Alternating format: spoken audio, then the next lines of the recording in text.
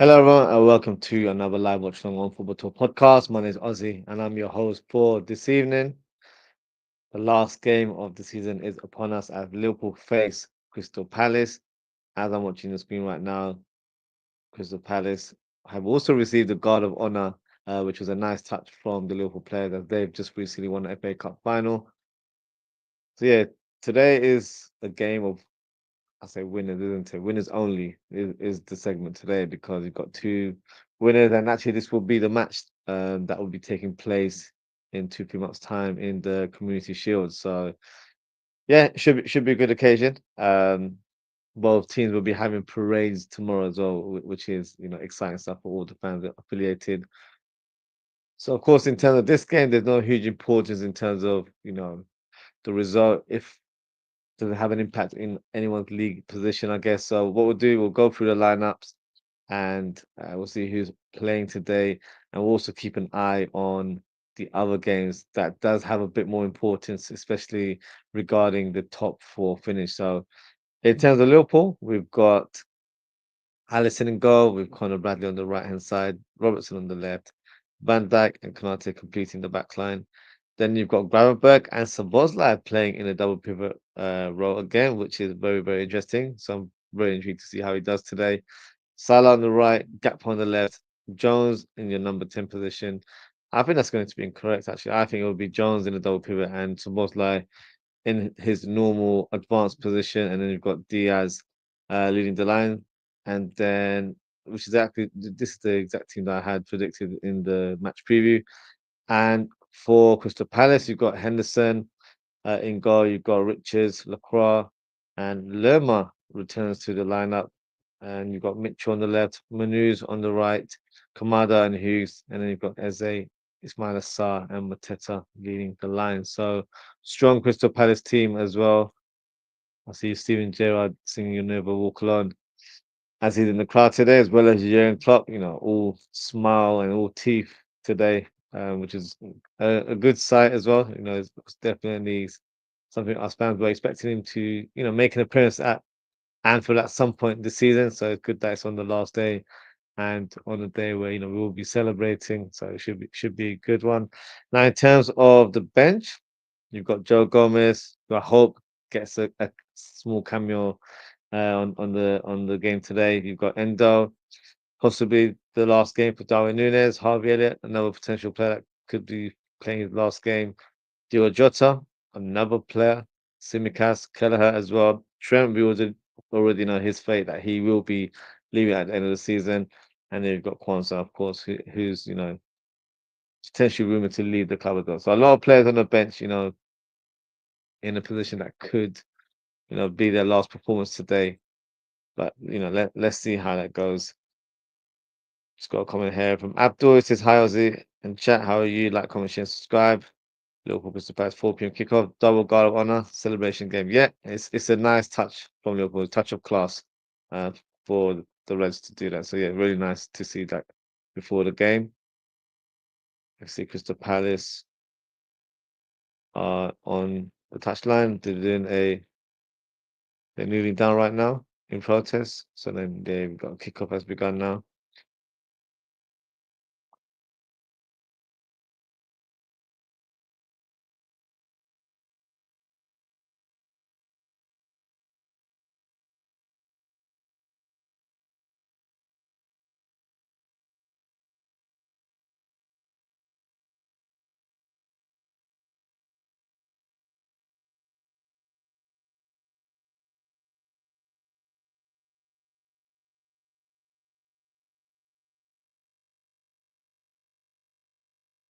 Oh, big up to Abdul just give us the whole lineup, which I literally just presented. So we've got Ali, Brad, Ibu, Van Dijk, Robbo, Gravenberch and Szoboszlai. That's what I'm very interested to see, how that is formed.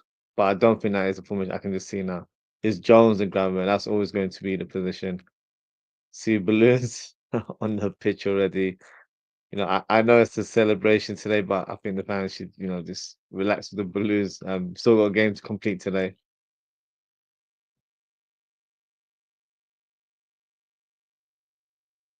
Konate on the ball.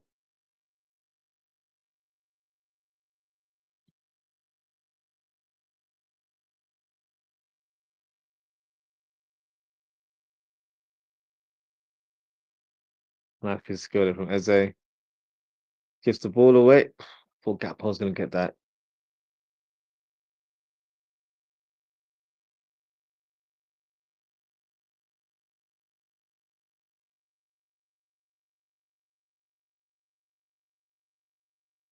Lerma playing on the left-hand side of a back three. Decent player, Lerma. Former Bournemouth player, of course. Mateta. Strong when he's in possession of the ball.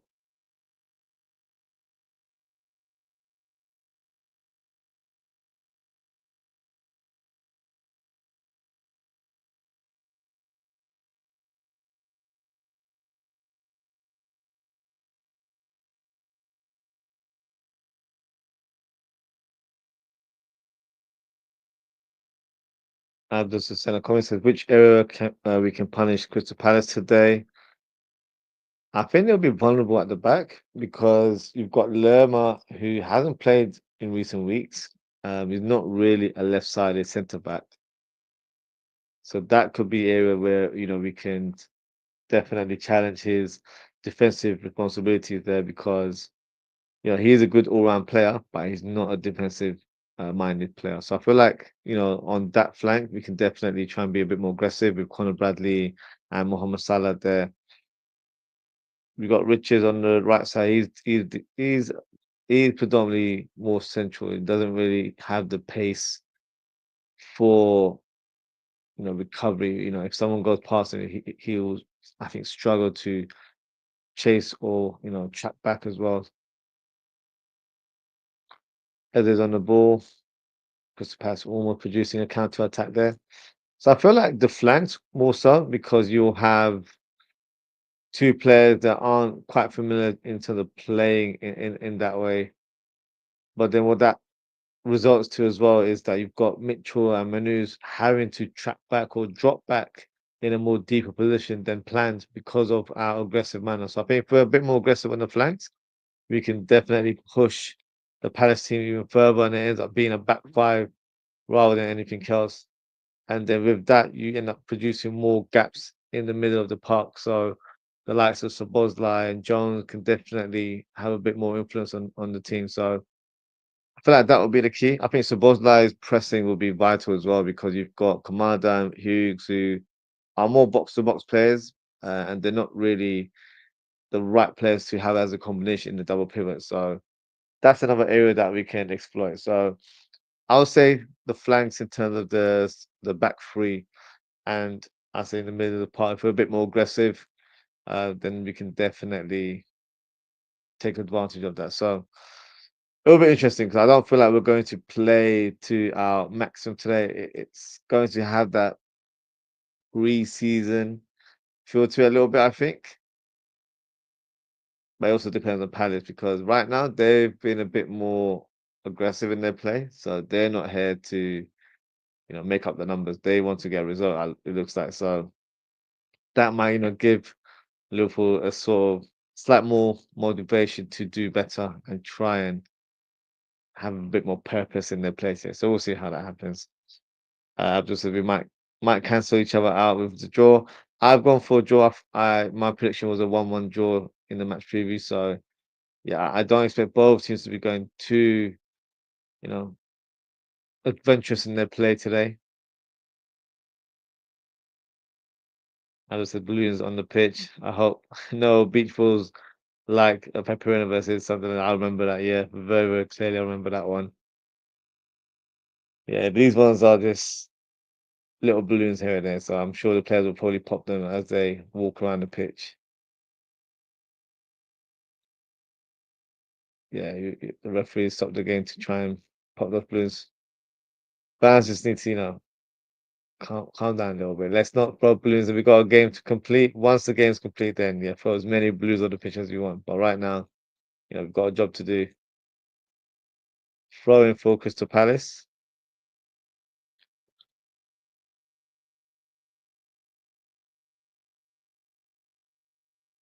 Conor Bradley, heavy touch there. Another throw in for the Eagles.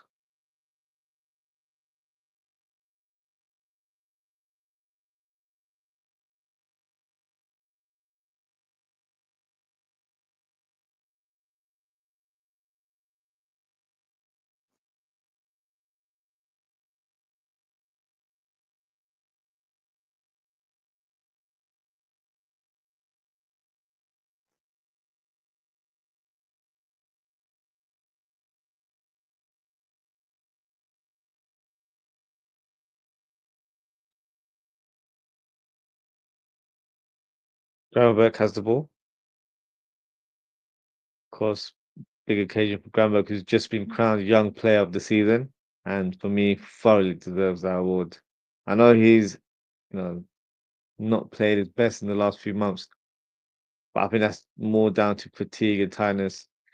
And the way he started the season as well, he was literally a 10 out of 10. So, he's just dropped down a little bit. But for me, in terms of young players, I don't think there's anyone that can rival him. I know a lot of fans, not a lot of fans actually, some sections are saying that it should have been Cole Palmer. Cole Palmer's been dead for months. So just because he scored a penalty against us a few weeks ago, it doesn't mean that, he's worthy of having that award. Groundwork for me has been outstanding for us, and he's been a huge surprise for the league as well. So, with that said, he's had a more impact um, than any young player in the league, in my opinion. So, for me, rightly deserves that award. And of course, Mohamed Salah, less said the better because his numbers does the talking for him. So, by far, he's been the best player in the league. Oh, Ismail Assar through on goal, and he's taking the lead for Palace. Ismail Assar loves the goal against Liverpool, doesn't he? If you guys remember, he's the one that broke our winning streak all those years ago for Watford. I think that was the season where we actually won the league as well. So yeah, very, very frustrating. Let's have a look at the replay of that goal.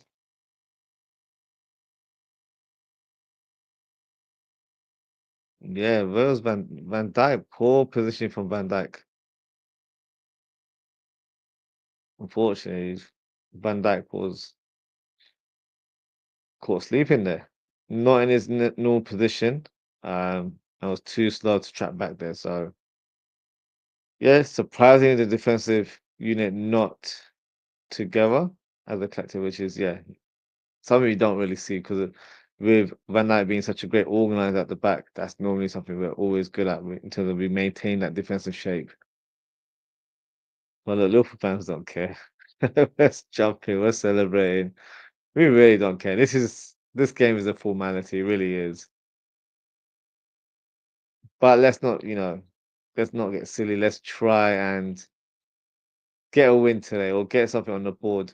Just because I don't want it to cloud our celebrations today as well. It would be nice to end the season on a win. So yeah, let's see.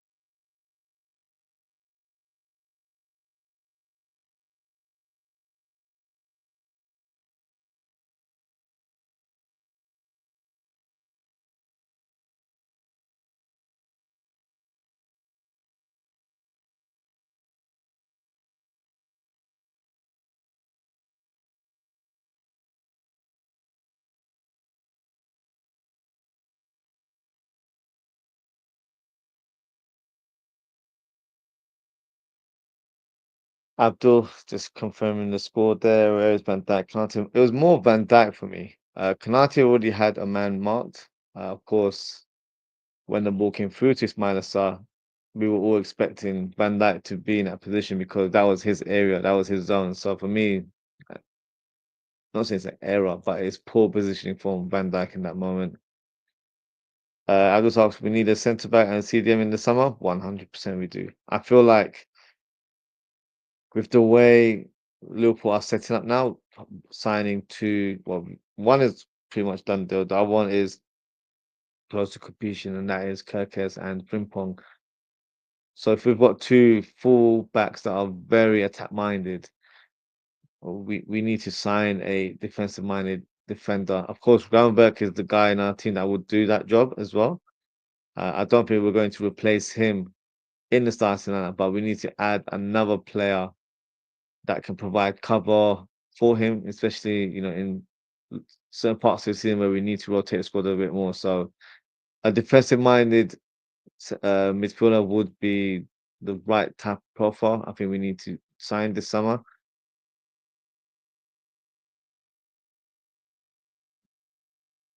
And if we're able to have a more of a complete squad, then we can rotate further as well. So, right now, as I was going through the bench, I think the only players that, you know, are expected to stay at the club,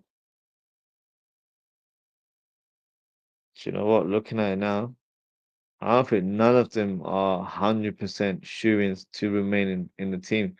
Joe Gomez is a player that I really like, and I would like him to stay, but, his future is not 100% clear. Wataru Endo, a player that I really like as well, but I don't. There's no guarantee that he'll stay either. And you've got Darwin Nunes, who we all expect to leave. Elliot looks like he's set to leave as well. Jota, due to his unavailability, we may need to cash in on him this summer, in my opinion. Simicast looks like he'll definitely leave as well because of Kirkes signing for the club. Kelleher, he's voiced his frustration not being given a lot of game time, even though he probably gets the most game time for number two than anywhere else in Europe. But of course, he has ambitions of being a number one elsewhere, and rightly so. He's a top goalkeeper, in my opinion. So he will be departing this summer as well. Trent, his future is already sealed, and Kwanzaa, still question marks on him. Does he go out on loan? Is he going to be sold? So literally, our whole bench, none of them are shoo-ins for next season. So the players that you have currently on the pitch, we expect to be in a squad. Even Diaz is probably the only one in the lineup that I think will have a question mark. So there's a lot of players that the future is not crystal clear, but we'll definitely get more clarification as time goes on and as we make more signings as well. So it's going to be a big summer, nonetheless. But I do feel like with the centre back position, we do need to add another body. Ideally, someone who the club, view as Van Dijk's long-term success. I think that's the type of player we need to sign rather than just an additional defender.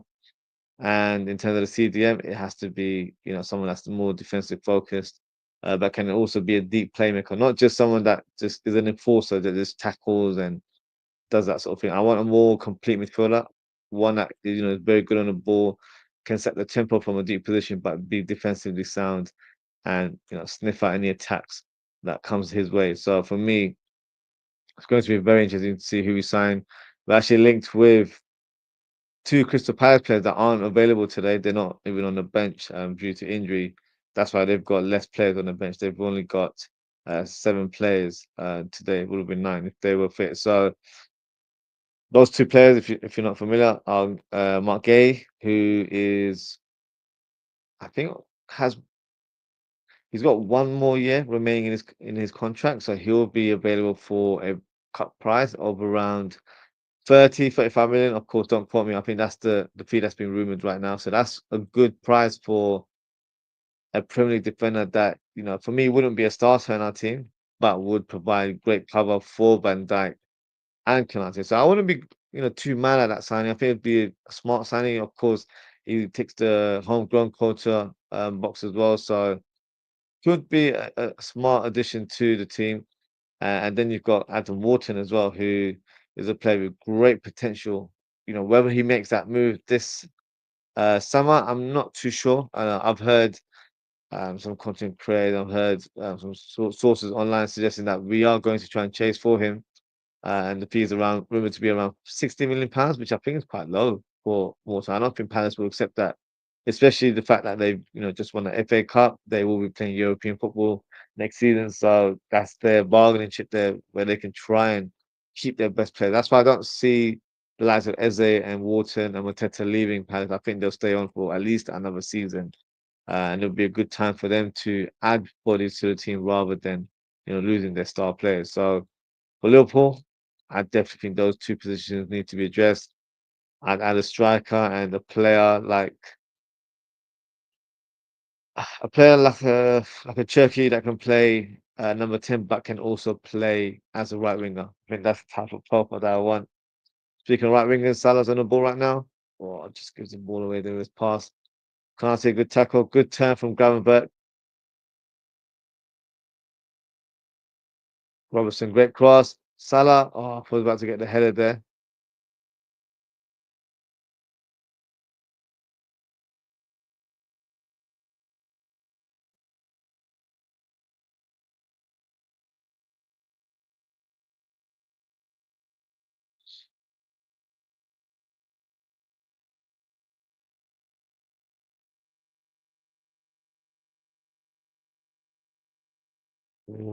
Good cross there from Bradley on the right hand side. Gravenberch to Diaz. Yeah, to Gakpo. Gakpo cuts in. Can he shoot? He's trying to find the space, but I think Diaz got in the way there. Gravenberch to Bradley. Bradley should be a bit more quicker with that cross there. Took too long. He was inviting that tackle more than anything else. Good block there from Lerma.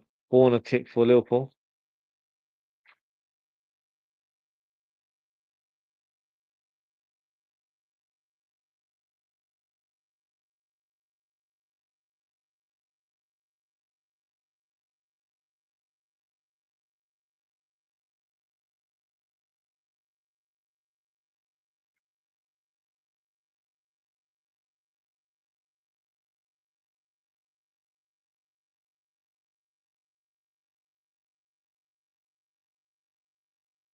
Corner kick for Liverpool. Robertson takes it.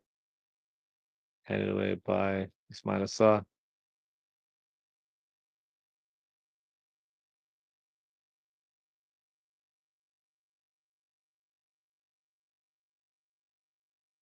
Just realised as well, Kie's not even on the bench today. So yeah, his his future looks like it's still to be fair. I don't feel like he'll be playing for Liverpool next season. Abdul comment saying we need a number 9, question mark. Donkey, Darwin, Chiesa, and injury Ponchos need to go. Yeah, I would agree with that. I think Darwin Núñez, yeah, I think it's the best time for him to leave as well. He's at the stage of his career where he's still quite young, in his mid-20s, I believe. So he's not like he's past his best. He still has time to excel in his career. But I don't think it'll be in the Premier League. I think it'll be better for him to play in La Liga or Serie A. That type of league will suit his skill set more. So then, a team like Liverpool or team in the Premier League. Um, Chiesa, as much as I like the player, I just don't think he's the right fit for us in terms of him being equipped to play in the Premier League. The intensity and the physicality is probably too much for him, if I'm being honest. So a return to Italy would be the best option for him, and he's been strongly linked with a move to newly crowned champions Napoli. So I can see him going to that direction. And Jota, I don't think he'll be shipped out in that manner. But if there is any interest in the player, I feel like the club will be willing to do business. I know he did manage to get some interest recently from one of the Saudi teams. So, if that is the case, then I think a Saudi move would actually suit him because he'll be playing in a league where it's not too competitive in comparison to the European leagues. He'll get a nice paycheck there as well, and you know, he'll be able to enjoy his football again. I think, not saying he doesn't enjoy his football at Liverpool, but he's very rarely available in consecutive games, and that's probably frustrating for him, but also for the team as well because he can't be a player that's relied upon, and he's definitely a player that wants to play whenever he's available. But at a club like Liverpool, we can't accommodate players like that. You can't be a luxury player and then expect to just play if someone's already taking a place and they've actually done a decent job, like Diaz has done this season. So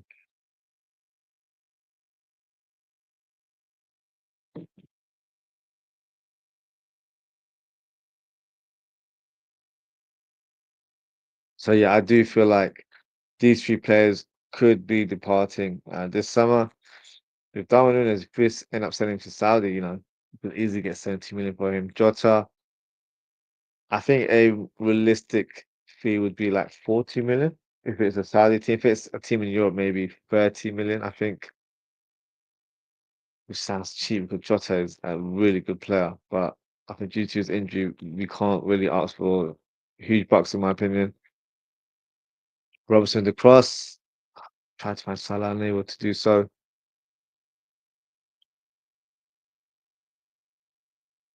Salah. Oh, nice cross there, nice pass there to Conor Bradley, but unfortunately Conor Bradley wasn't on the same wavelength there.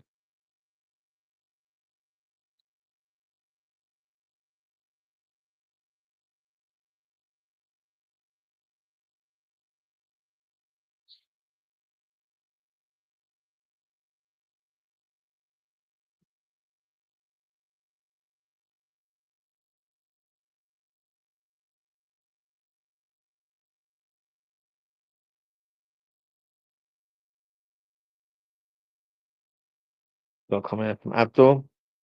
He said, I can't believe FSG copping out 105 million to 126 million for Wirtz from Leverkusen. I understand we paid big money for Ali, Van Dijk, Donkey Nunes. We need investment in summer for major trophies and push on.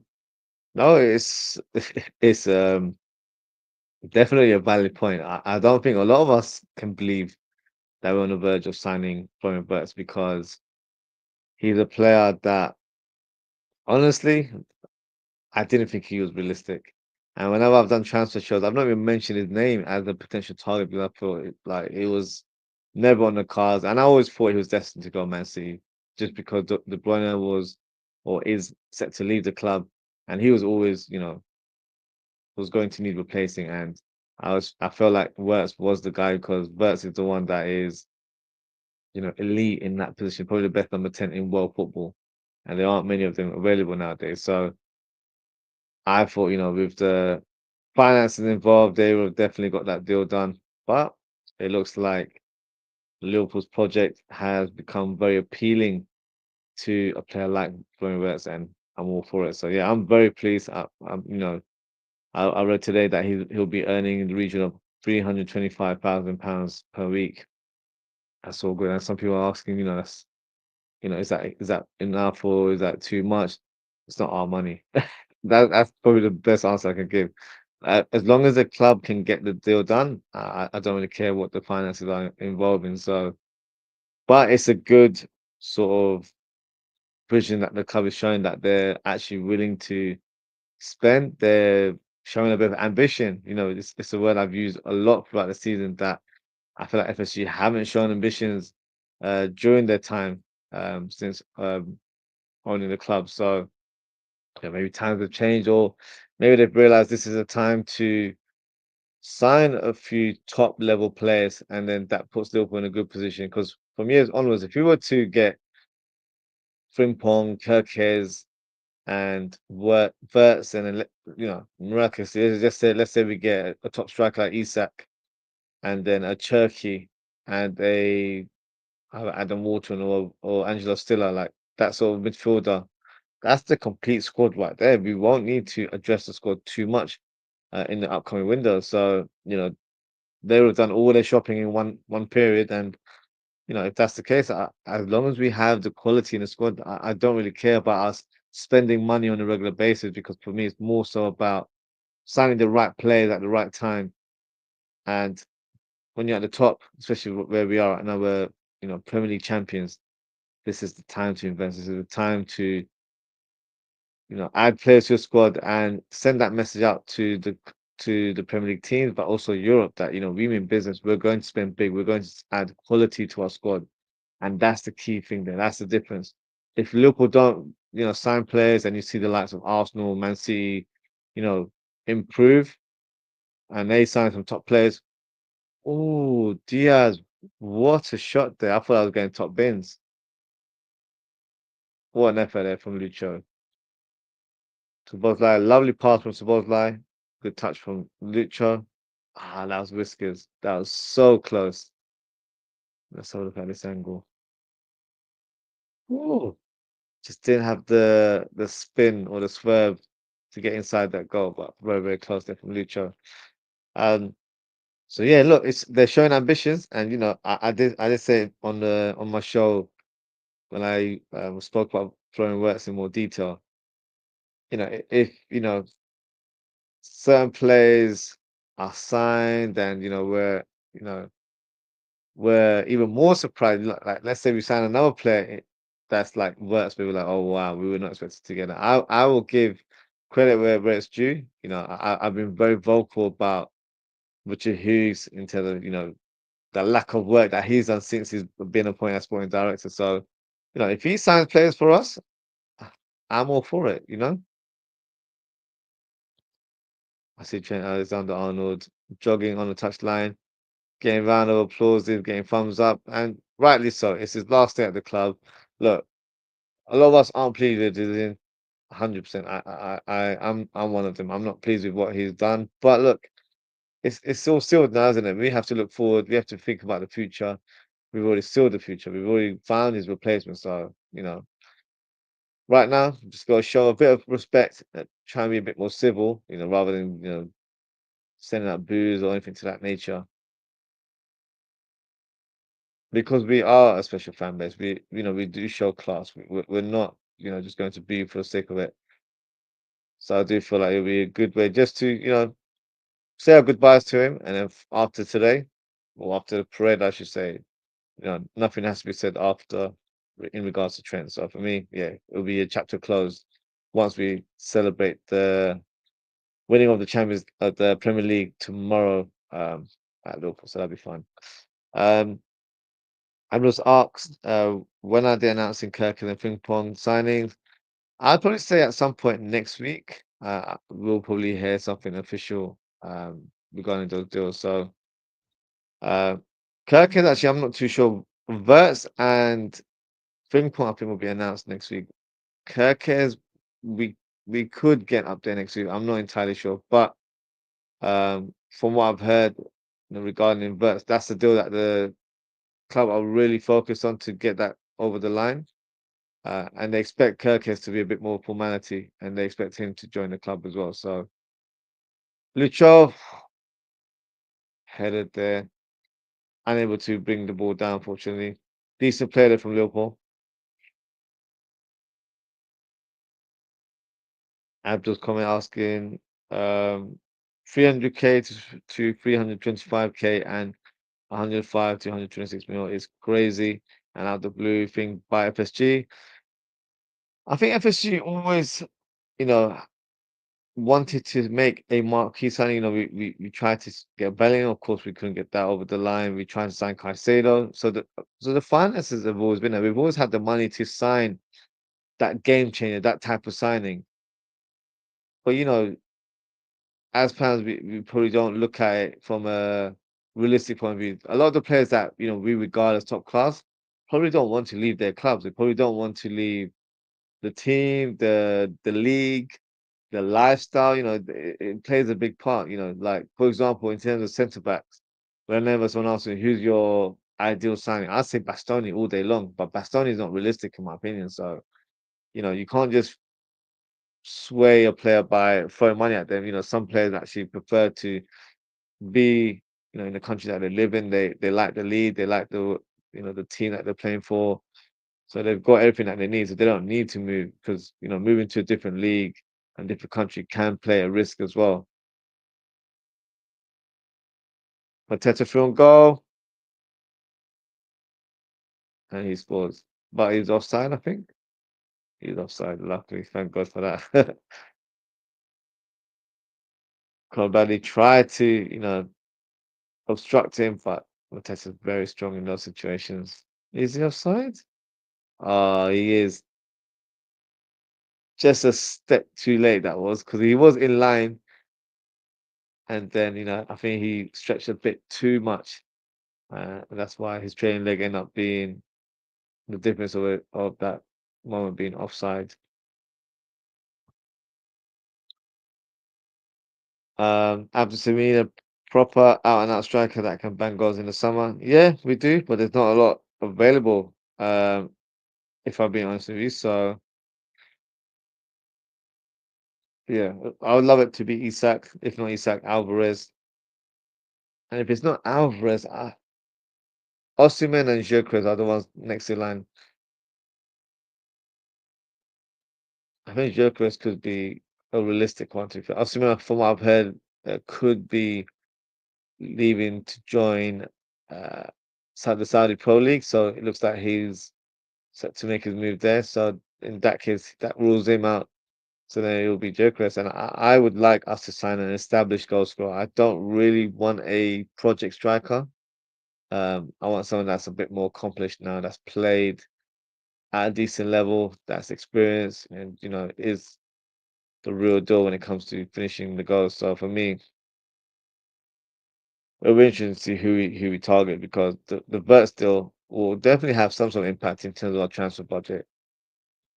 And I guess Verts was a deal that was probably too good to turn down. When a player of his ilk becomes available, you have to try and go all in for him. So let's see what happens. I do feel like we will sign a striker. Some fans don't believe that is the case. I think we will sign a striker, but I don't think he'll be the profile of an Isak or an Alvarez. I think it'll be a striker that would cost in the region of like 50 million, that kind of range.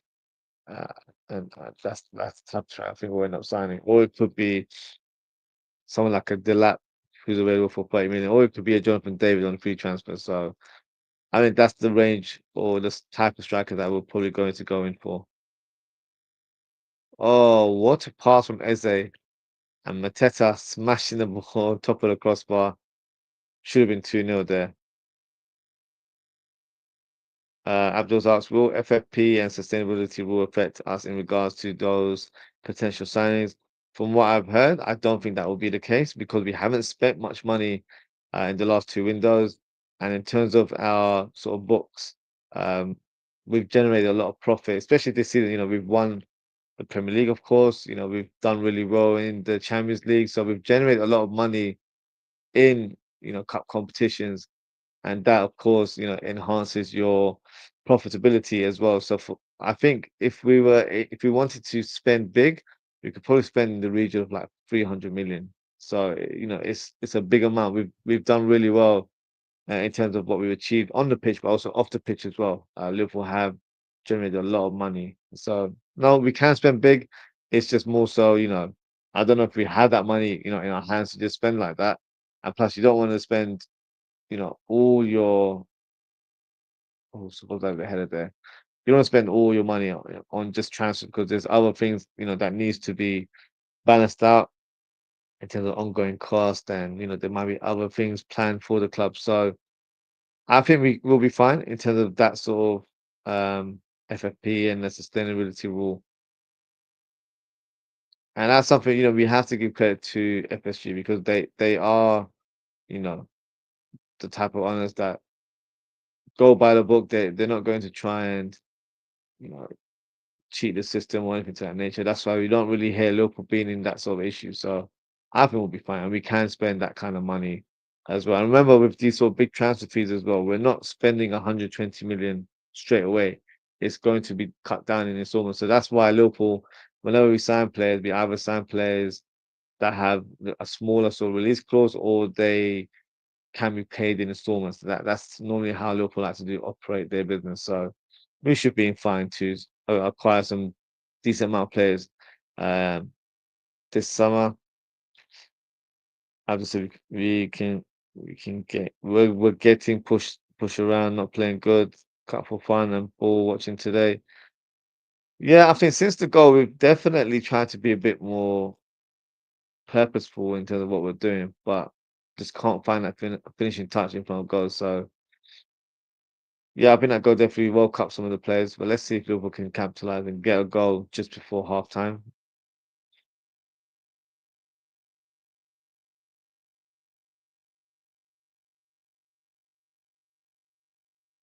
Konate's on the ball.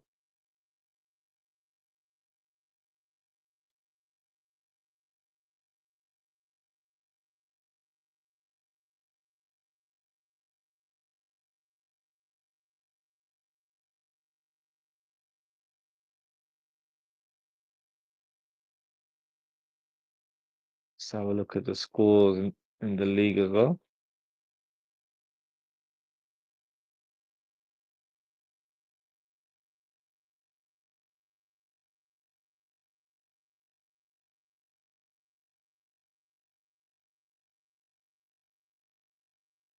Oh,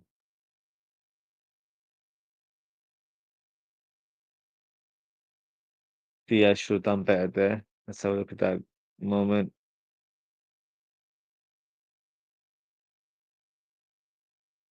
Oh, he's offside. Nah, he should have scored. I know he was turning, and so his weaker foot. Yeah, should have done better there, to be fair. Just due to, his position for being so close to the goal. Oh, cleared away by Richards.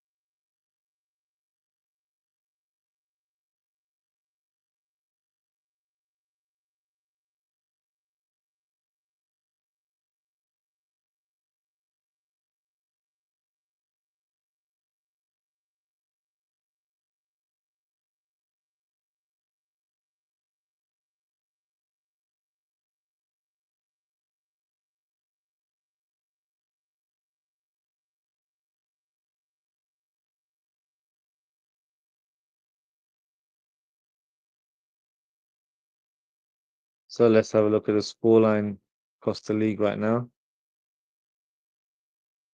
So you've got Bournemouth 0-0 versus Leicester. Man City winning 1-0.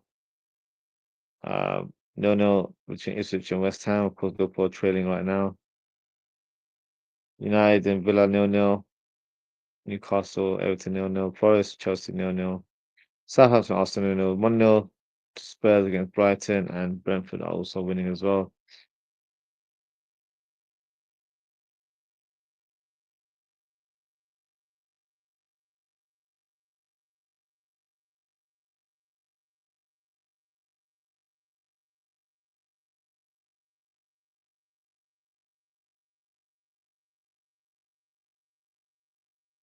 So as it stands, it looks like Chelsea, Newcastle, and Man City will be completing the top five, and then you've got Aston Villa finishing in sixth place for the Europa League.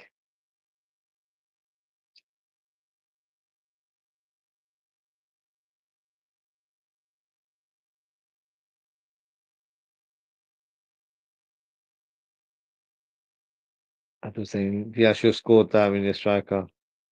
Yeah, it wasn't an easy chance. I think because of the proximity into the way he was positioned, expecting him to do better. But because it was on the half turn, um, I think he was kind of blind in terms of how to shoot. But a player of his caliber, I expect him to be a bit more smarter and place the ball when he makes that half turn rather than just hitting it straight, hoping it goes through the keeper's leg, because that doesn't always happen. So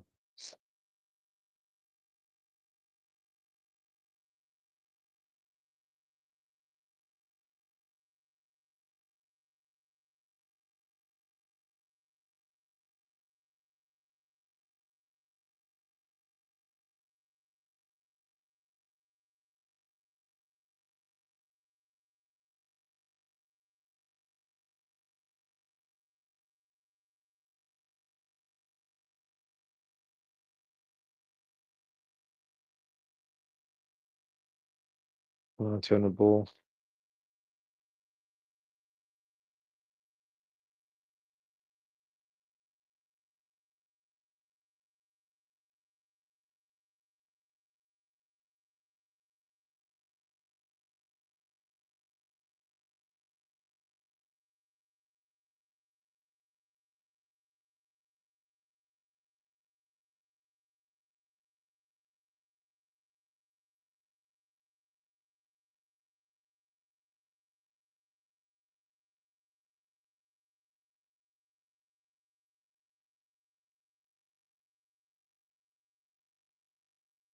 See John Henry in the crowd today.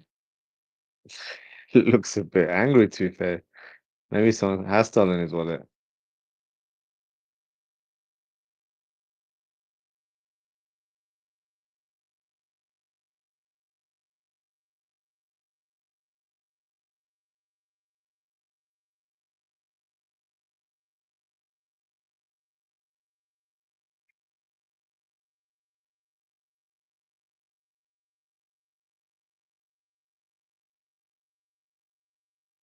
And this comment is, what do you think about Kelleher, Simicast, Kwanzaa, Kanate, Gomez, Scallon, Kumas, Dan, Beck, Chambers, Norris, Gordon, McConnell, Nallo, Williams, Ramsey, Phillips, Endo, Elliott, Jones, Kayla Nunes, Jota, and Morton.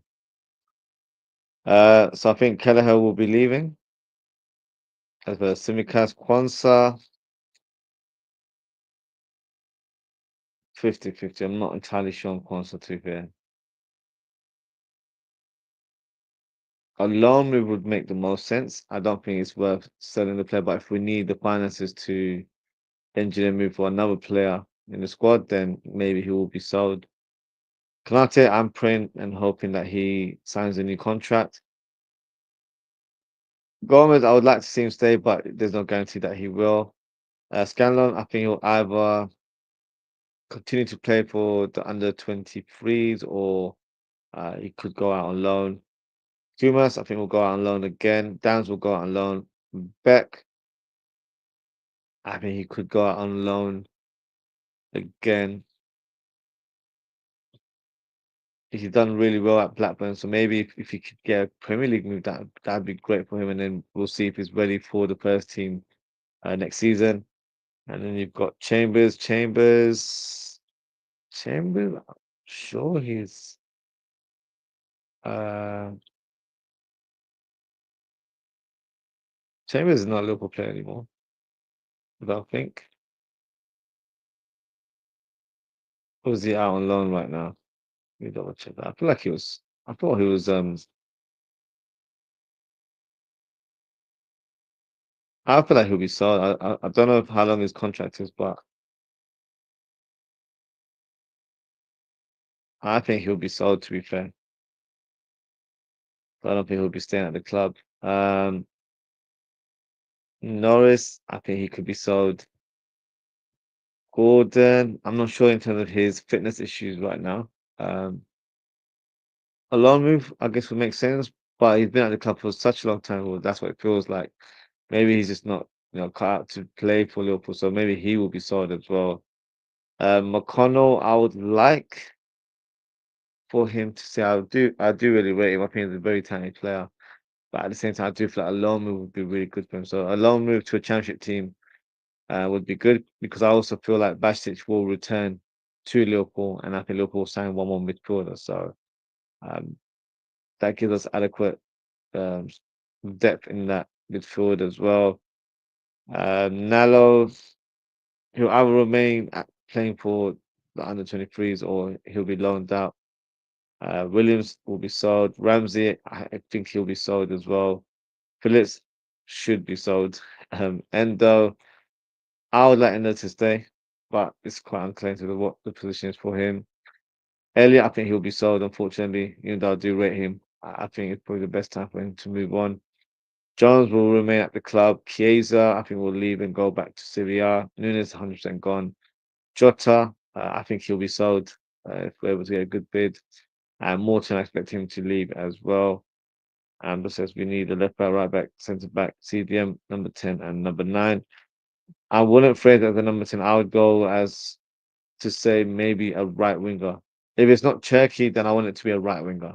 I don't think we need a number 10 now because we're signing um, Verts as well, and of course the left back, right back. That's pretty much sorted out. So yeah, we've pretty much got 3 players over the line almost, not officially, but it looks like that is going to be the case. So then we need a centre back, a CDM, and a number 9. Um, I'd be selfish. I want a right winger as well. So I want 4 more players. So altogether, I'd want 7 players. Um, but let's see if that is addressed. And it's half time now. Liverpool 0, Crystal Palace 1. So what I'll do now is I'll have a quick break, and when we return, we can continue watching the second half, and of course see what the results are saying for the Premier League, and you can wait for the trophy list to go, which I'm sure is highly anticipated by Liverpool fans. So get yourself a drink, get some snacks, and I'll be back with you guys very, very shortly.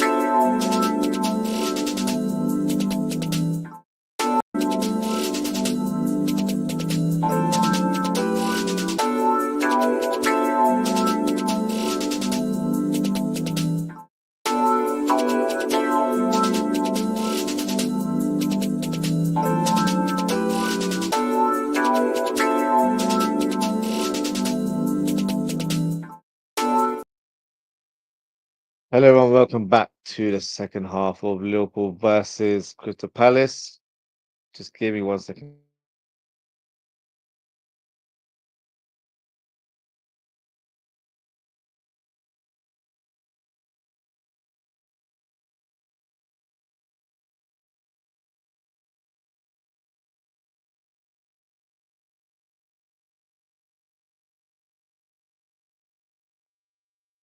Uh, sorry, I just had to do something there quickly. So it looks like Trent has been brought onto the pitch as a second half sub, and the reception was a lot more positive than the last. More cheers and claps rather than boos, which I think is the right call from the fans. I'm glad the fans did that today.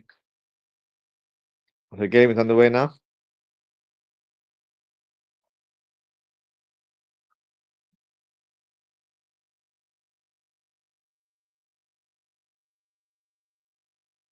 I just got a comment here from Abdul says we are spending money over the odds. We need spread funds out effectively, properly, better, strategic, professional, right, and efficiently.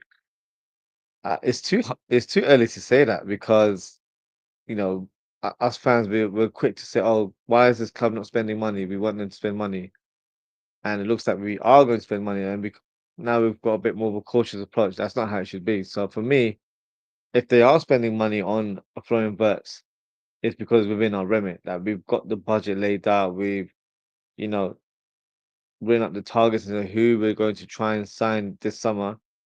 So it's not a sum of money where we're just, surprisingly just bringing it out of the account just to accommodate the fans. This is what the coach probably wants to add to the team, and the owners are pretty much backing the coach, and that's what we want. We wanted the coach to be back this summer. We wanted the club to show a bit more ambition, and it looks like they're doing it. So I think it'll be fine to how we manage the finances. That's why I'm intrigued to see, who the other targets will be because if Florian Wirtz is our, marquee signing, the other players might not, be the 50, 60, 70 million type players. They might be, 30, 40 million, which is, what, I'm not too focused on the finances element of this because for me it's about finding the right profile players. That's the key for Liverpool next summer. So for me, that is more important than anything else. In terms of how much they spend to sign players, as long as they get the right players in, that's all I care about. So hopefully Liverpool can do that this summer. Graham, big up Graham says this is crazy. Please let's end on a high. I totally agree. It's not good for us to end on a loss after such a great season. We've definitely taken our foot off the gas, but let's leave with something today, not a defeat. I don't feel like it will dampen the mood as much, but on paper you'd want it to be where you don't lose on the last day of season. So let's hope the team can do something today. Let's hope for Salah's sake as well. He's able to get an assist or a goal. More so, I think, an assist, so he breaks the playmaking record because that's something he's been wanting to do for the last 2 or 3 games. He's not been able to do it. So, for his sake, let's hope he can break that record today and Liverpool can get the equalizer and maybe win the winning goal. Let's see what happens.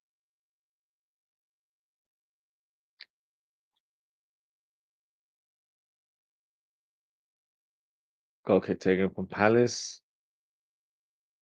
Poor touch from Jones, gives the ball away. Harrison comes out, clears the lines. Gakpo unable to control it.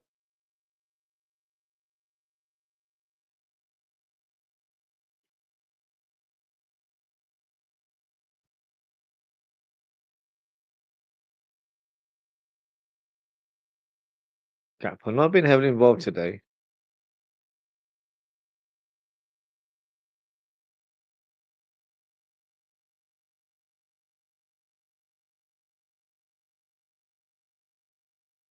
Suppose I think cross. Unable to find the red shirt.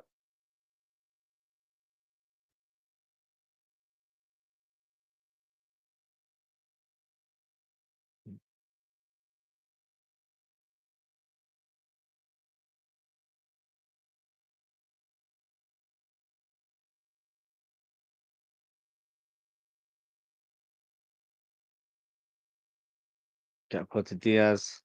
Good touch from Gakpo. Can he shoot? He sure shot. Sabozlai. Oh, Sabozlai shoot for God's sake. Is that handball?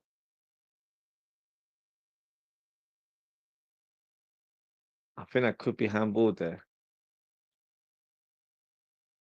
Let's have a look.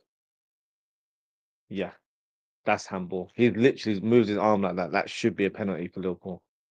So Boslai should have shot that. I know he had a lot of bodies in front of him. I think that's a penalty.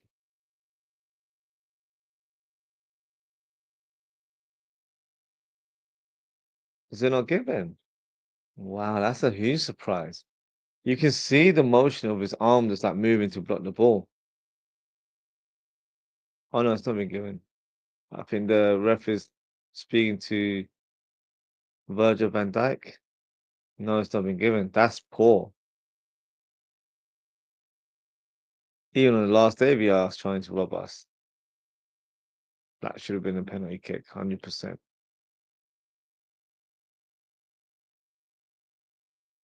Trent with the corner kick. Nah, that's poor.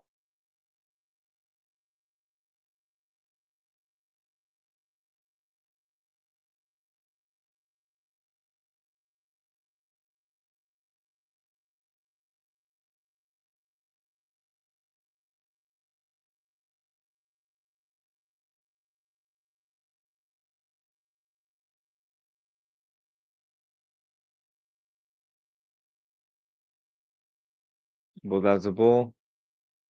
Tries to find Salah, but Commander reads the play there.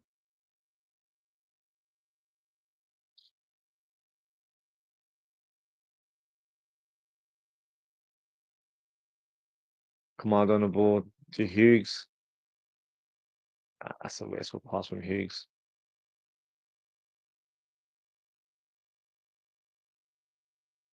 Oh, full pass from Allison. Too much work to do for Groundback. Mateta with a shot straight at the keeper.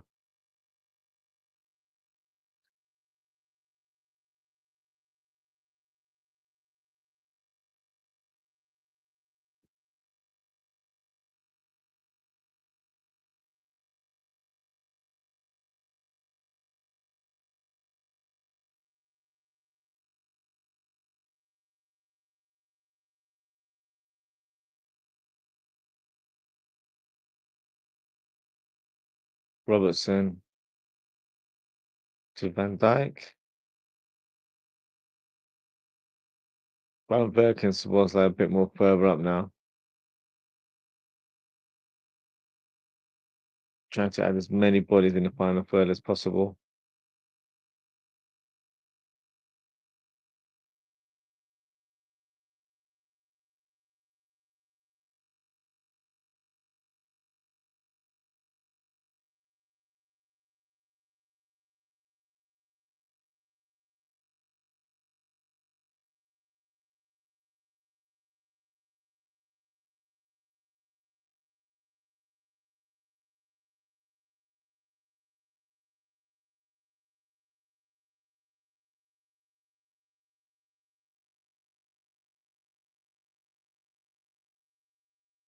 Paul. Diaz is shifted to the left now.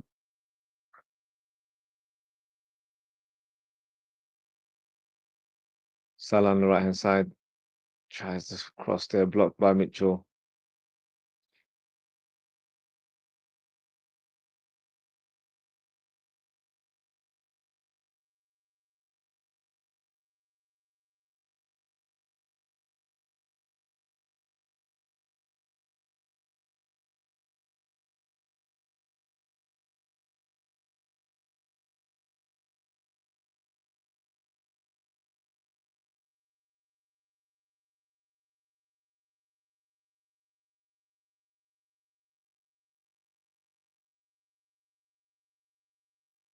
Mm. Liverpool with a free kick in a good position on that right hand side.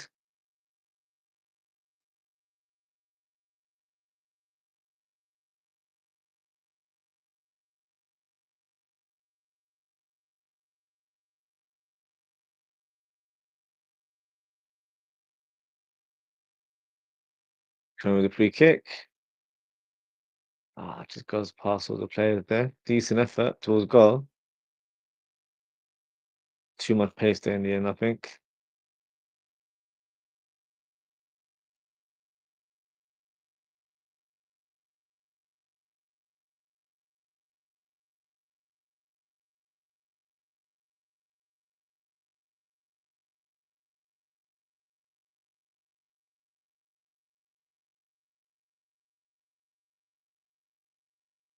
Good block there from Konate. Got a difficult customer today, Mateta.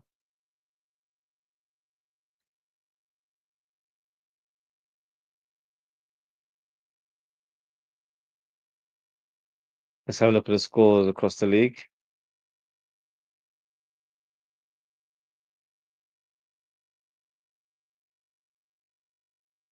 So let's have a look from the top. Man City still winning. Newcastle goalless at Everton. Goalless between Forest and Chelsea. Goalless at the Emirates. Let me refresh this. I'm not sure if that's correct. Okay, so no, I thought that was the case. So 2-1 between Ipswich and West Ham. Still goalless at Tyneside, or should I say St James Park. No, between United and Villa. Villa need to get a result in order to climb up the table. Arsenal and Southampton 1-1. Brighton got the equaliser against Spurs. And Brentford are still at the top of their game against Wolves.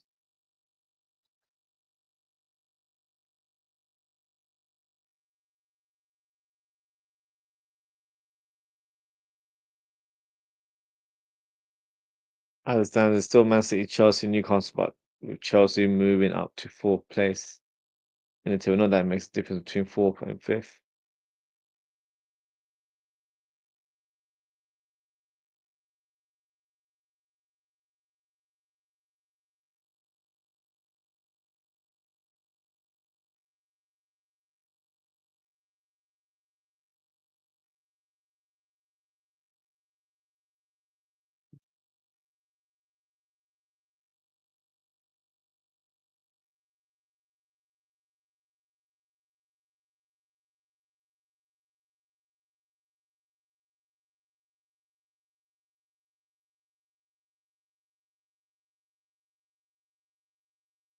But the corner kick.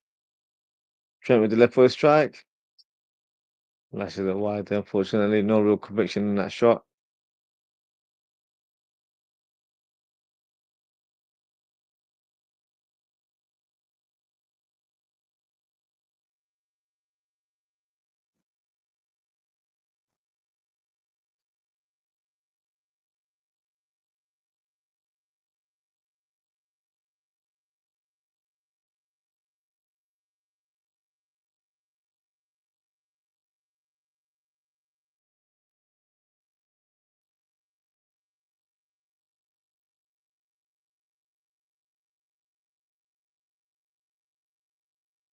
Oh, Konate with a heavy first touch there.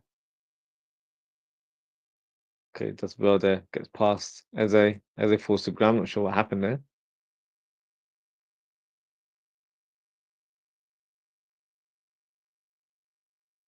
Went that to Diaz.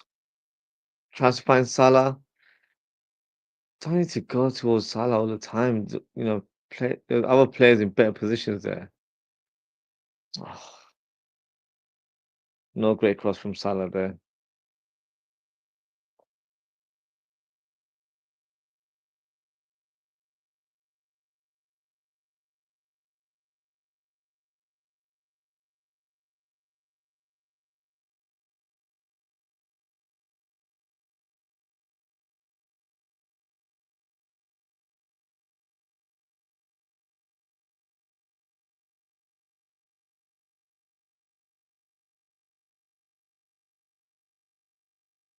Trying the ball. Not the pass I wanted there.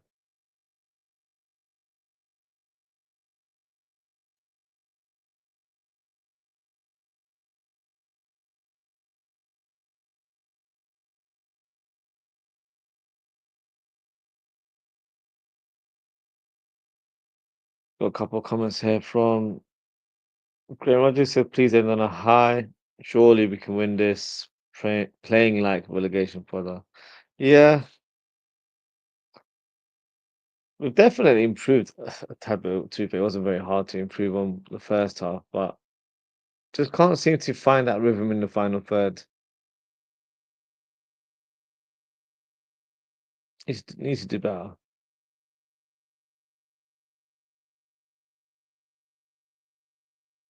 I'd be pleased at a 4 point at this stage, to be honest with you.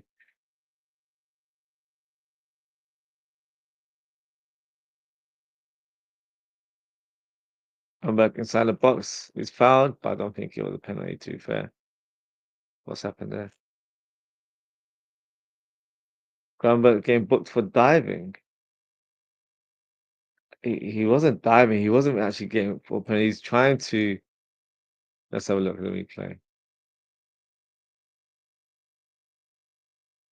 He collided with the player. It's not a foul, but he's collided with the player. There's nothing more he could have done. He couldn't have just stood there because then he's going to clash his knee onto the player. Actually, not too fair. It was a slight dive, but I think he was doing it more so of trying to avoid, the player making contact on him because otherwise it could lead to an injury, rather than him trying to con the referee there.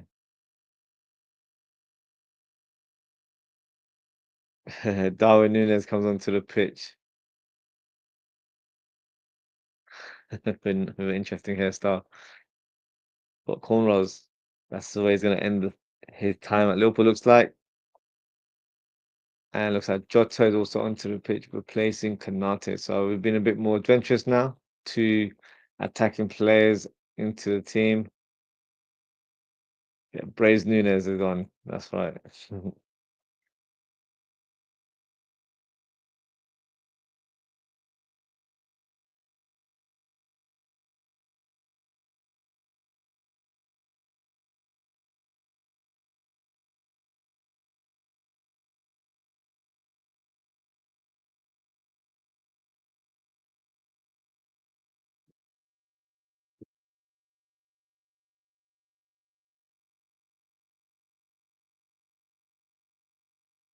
Let's see how the team sets up now because it's going to be a little bit more adventurous. I think Gravenberch will probably drop into playing centre back, and then you'll have Jones. Jones in a single pivot, possibly. Let's have a look.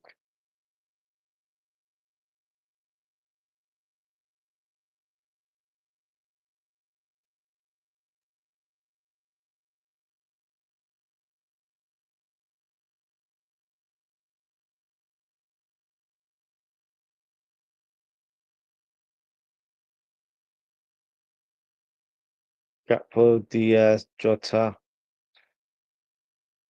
and Salah.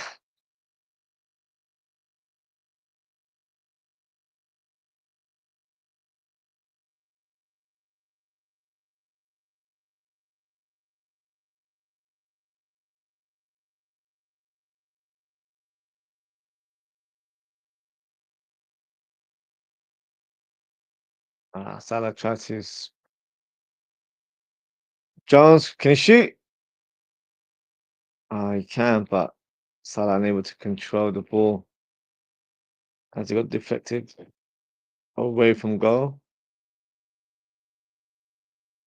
Would he have been onside? Yeah, he may have been actually. Mitchell's keeping him onside there.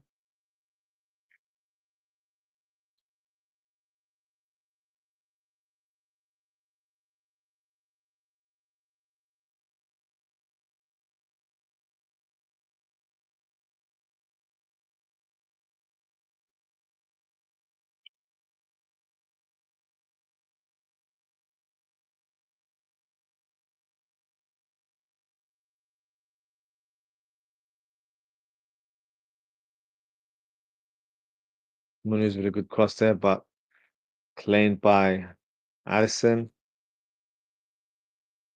Trent to Jota. Trent, lovely ball to Darwin Nunes.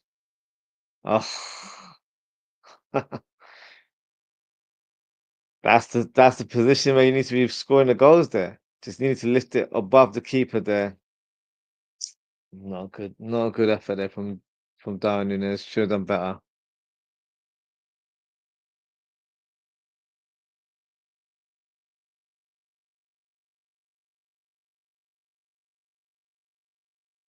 Lovely ball from Trent. Inch perfect is onside. Just needed to do better there. Put a bit more lift in that shot. I think he just reacted slightly too late as well. Jurgen Klopp saying, "Wow, what a ball!" Yeah, we know what he brings to the table.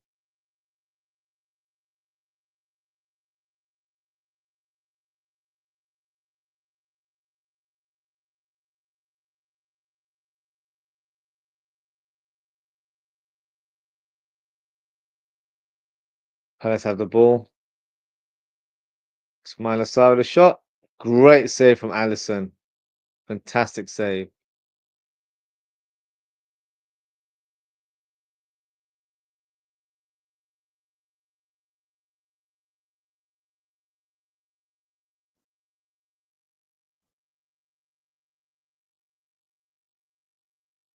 Great save because that was hit with real power there.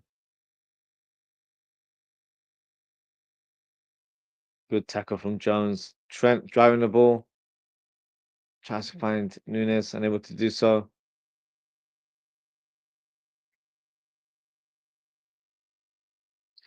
Jones with the cross. Arrives to Gakpo. Gakpo's been quiet today, to be fair. He needs to be more involved.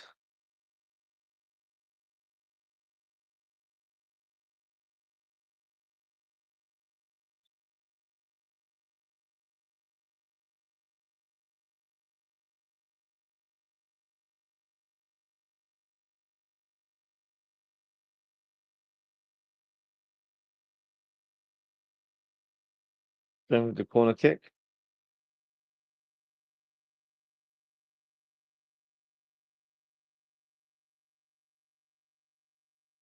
Salah's shot blocked by Palace player there. I don't think that was a penalty. Don't think it hit anyone's arm.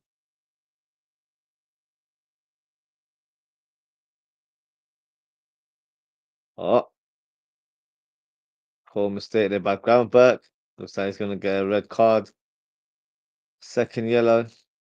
Oh, it's a straight red. Because he's the last man.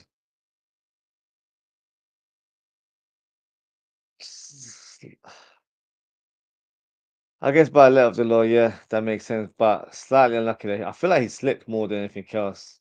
Let's have a look at the replay.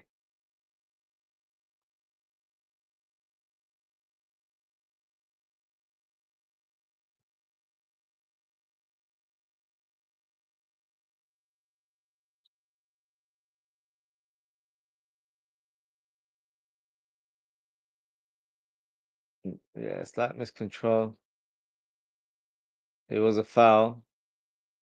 Because he was stretching and he was the last man. So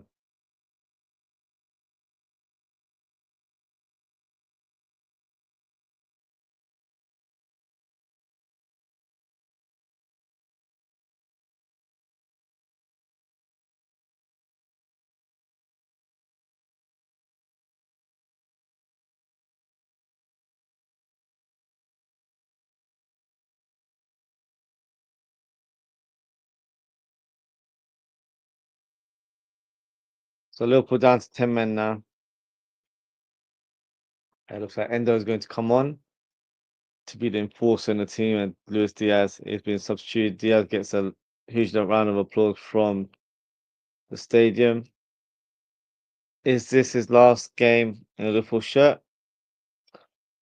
Who knows? At this stage, it's still unclear because there's been no sort of move materialized for the winger there, but it could potentially be his last one in a Liverpool shirt.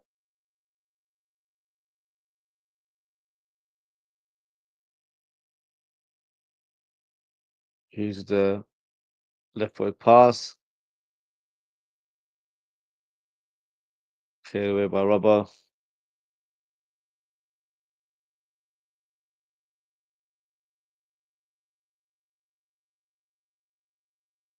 Touch was bad by Grammar. Yeah, it was a heavy touch. And if there was another defender around him, then it would have been a yellow. But because he was the last man, unfortunately, that is the law. So yeah, unlucky in terms of making a change. Because of course he got a yellow card beforehand, but that would have made a difference anyway because this was a straight red. So I guess that would mean he'll be suspended for the opening games of next season, which is a little bit disappointing, but it is what it is. Good tackle from Endo. Jones driving the ball to Salah. And I just said, Nunes can't finish his dinner. Yeah, it was put on a plate for him. Fortunately, didn't capitalize, which is, yeah, a little bit frustrating, but that sums up Darwin Nunes in a nutshell, to be fair.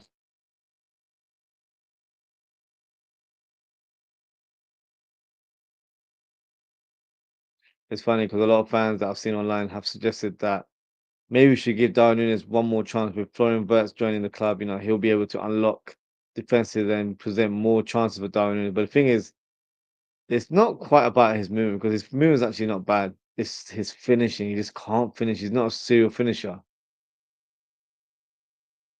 Like he doesn't have that ice cold presence or calmness in front of goal, and he always uses the wrong technique in those sort of situations. There's times where he should be, you know, smashing the ball, but he's placing it, and vice versa. So he hasn't got that down to the T. So that's why his decision making can be quite erratic in front of goal. So for me, he's just not at the level that we expect a number 9 to be at Liverpool. And you know, with that said, it's probably best that you know he leaves and Liverpool are able to address that position and sign another striker this summer. Liverpool have another corner kick through Trent Alexander-Arnold.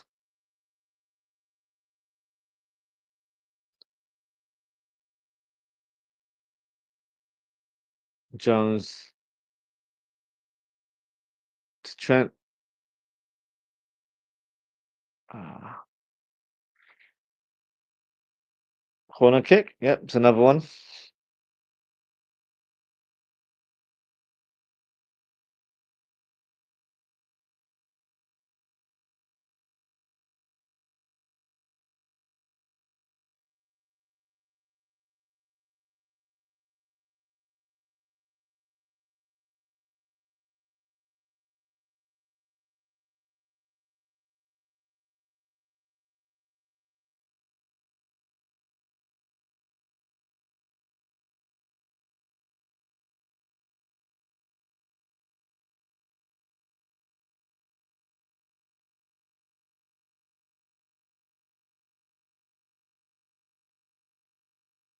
Thrown to Crystal Palace.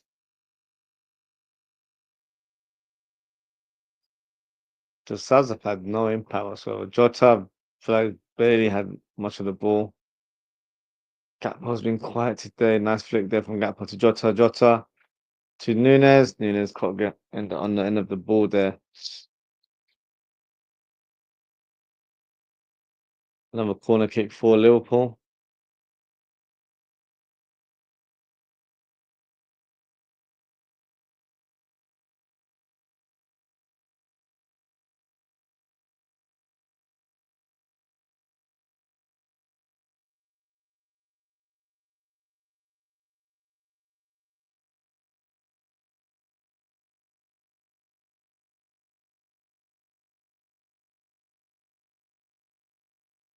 Corner kick taken. Jota with the header. Tries to flick it towards the danger zone, but Jones gives the ball away. Ismail Assar. Oh, that's a poor pass there from Ismail Assar.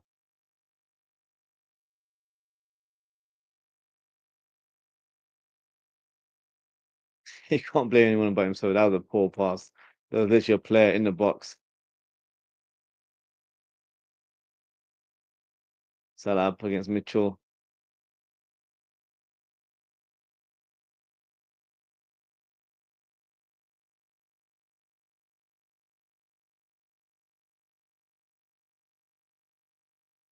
Lovely pass. Gakpo, can he shoot? Jota. Oh, he's hit the post. Scuffed that shot there. Should have done better for me. Thought Gakpo killed the move there at one point, but managed to lay off to Jota. Jota. No, the cleanest of strikes. Bullshit hit the outside of the post.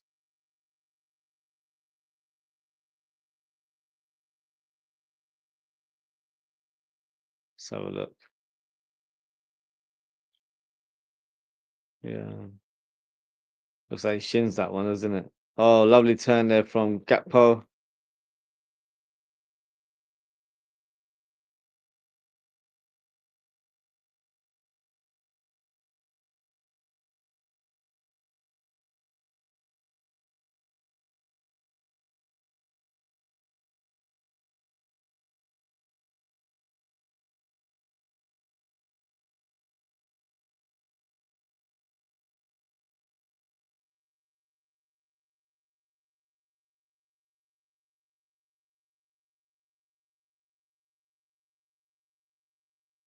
Robertson up top to Salah. Salah involved in a physical battle with Mitchell.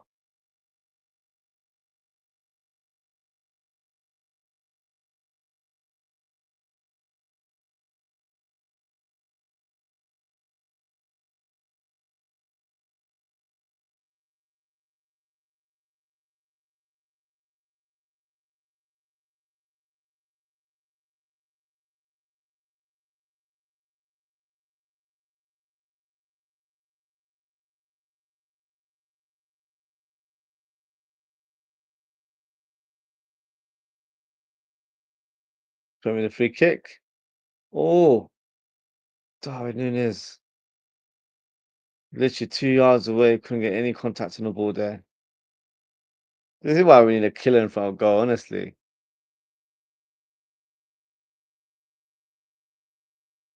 Of course, in that moment, it's very difficult for him to get on the end of it, but the one that he missed earlier on, that was bread and butter for top quality striker, in my opinion.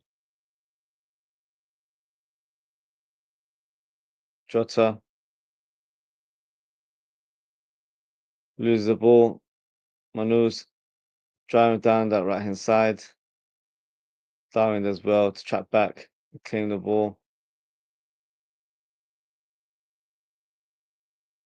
That's why he's got caught following because he does things like that. But as good as it is, I need him to be scoring the goals. He's a striker, he's a number 9. That's his job in the team.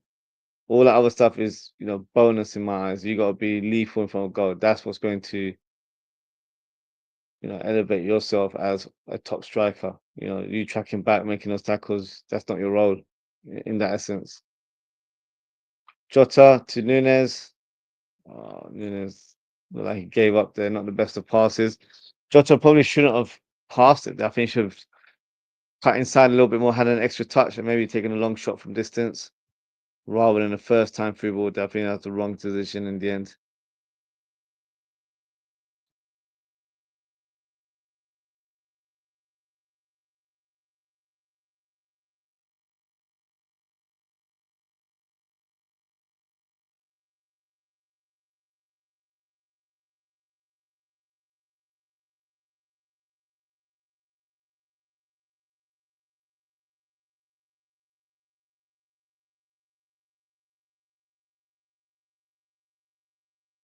Looks like Palace are making a change. A Romain Esse comes on for Will Hughes.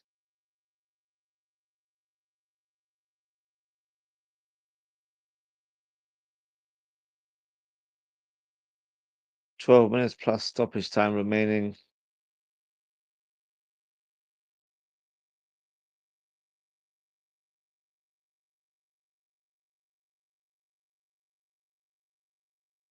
Lewis fouls, that's minus, no, Nketiah.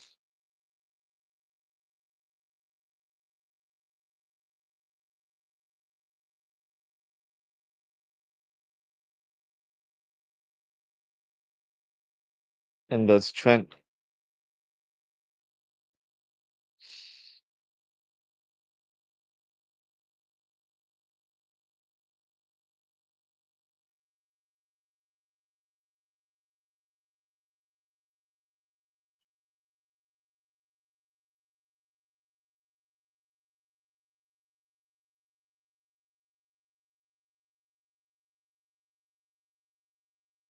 Man City just scored a second goal. A penalty from Haaland. Let's see where that puts them in the table.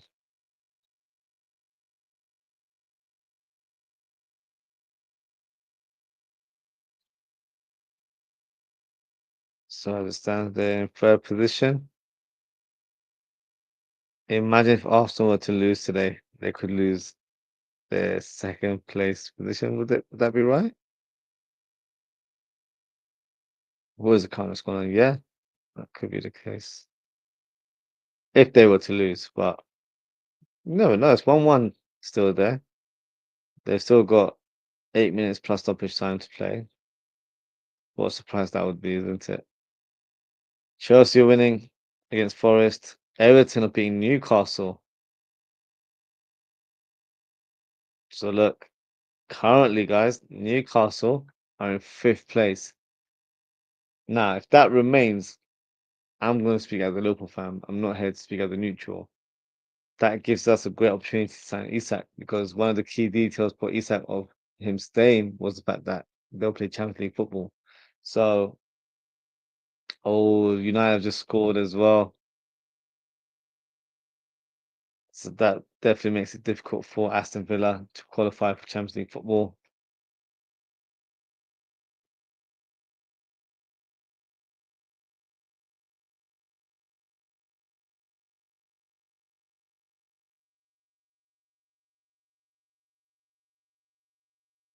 That's not helpful actually because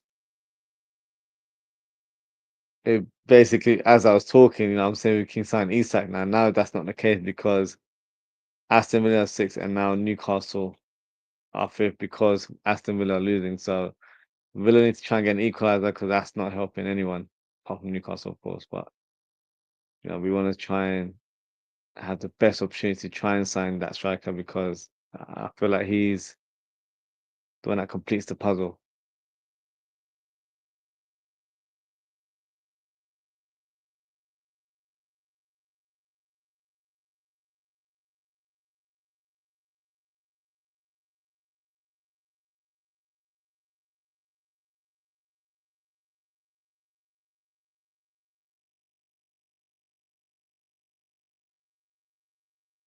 Van Dijk on board towards Gakpo, headed away by Manuz.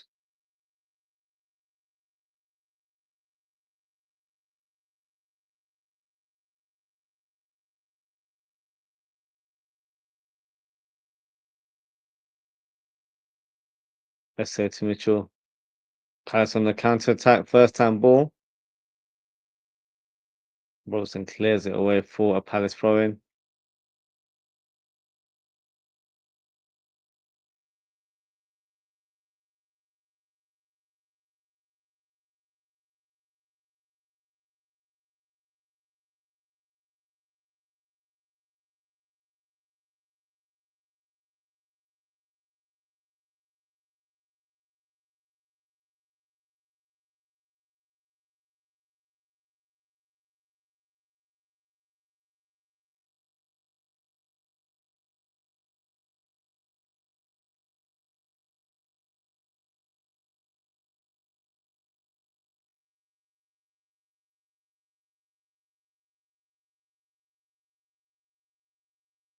Let's stay on the ball.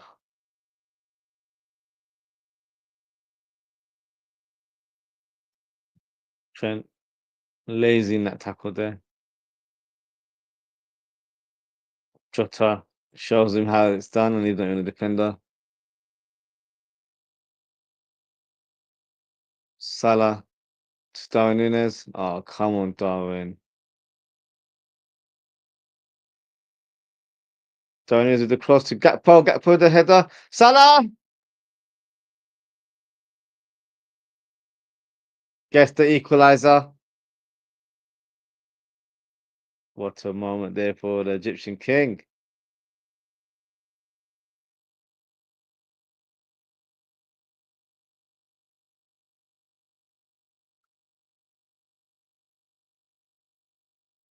So that's another record broken. That was the moment that he was wanting.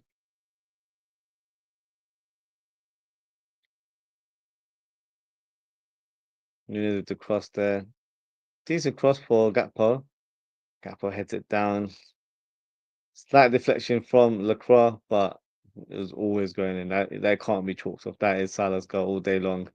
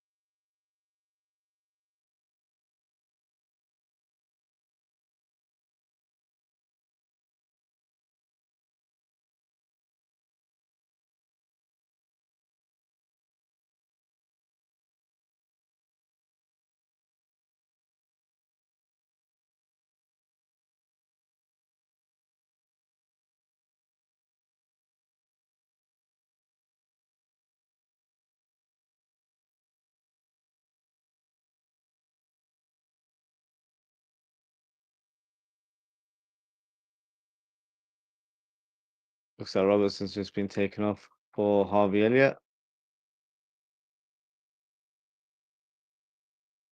Go Salah. Score another one if you can. Oof.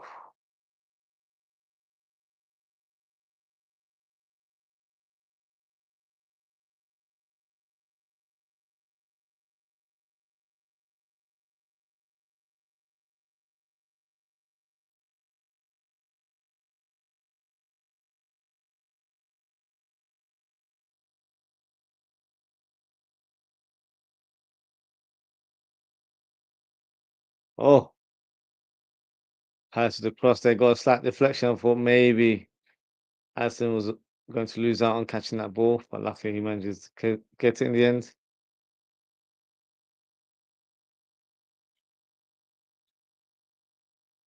Trent tries to find Gakpo, headed away by Richards.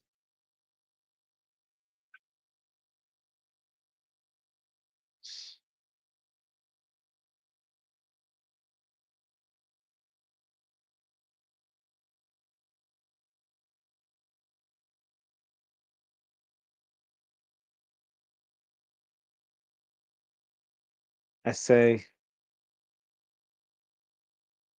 to Kamada. Too much in the ball there for Palace. Wow, look who we got in the crowd. Former captain Jordan Henderson. Interesting.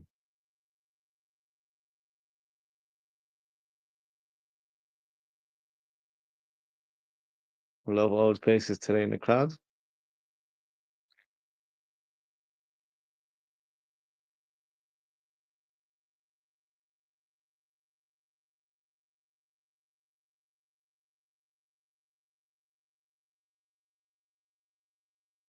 Van Dijk. Lovely ball to Salah. Salah has it down. Finds Trent. He manages to keep the ball in play. Ali to Endo. Elliott tries to find Salah. But Mitchell reads the play there.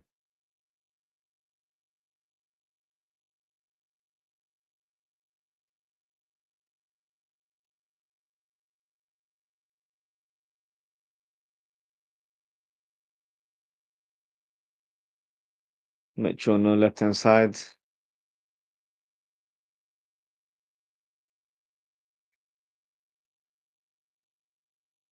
Good block there from Endo. Wins a free kick as well.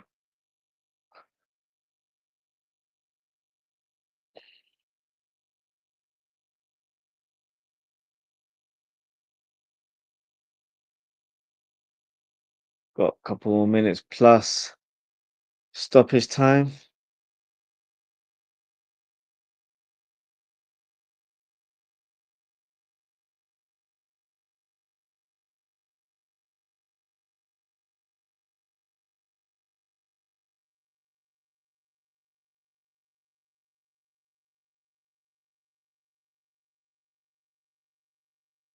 Good touch from Jota. Oh, Elliott trying the first time through ball, but blocked. Otherwise, that would have been a great pass for Salah on that right hand side.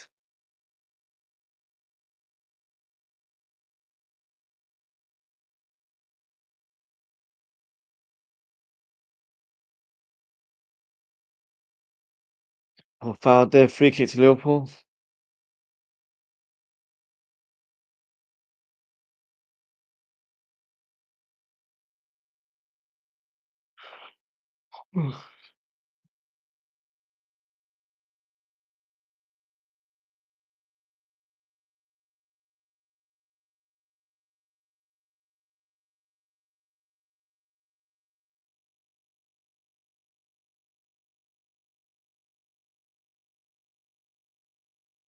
Trent. 5 minutes of stoppage time. Liverpool could go on and get the winner. The momentum is with us.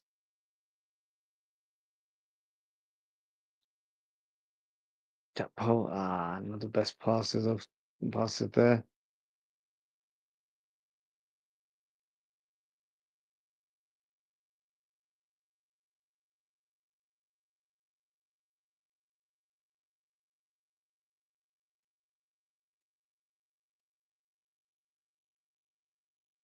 The fans are waving their scarves around.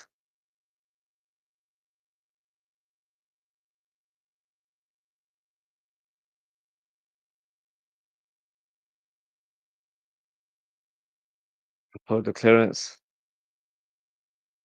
Can he get that? No, he can't.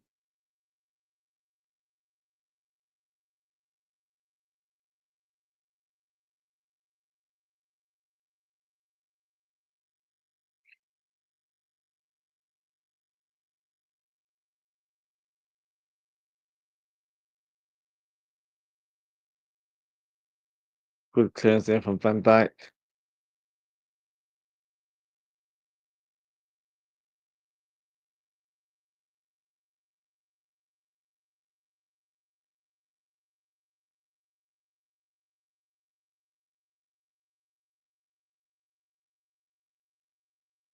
Oh, shaky moment there. Addison just about makes a clearance after coming out of his goal line. Jones to Elliott.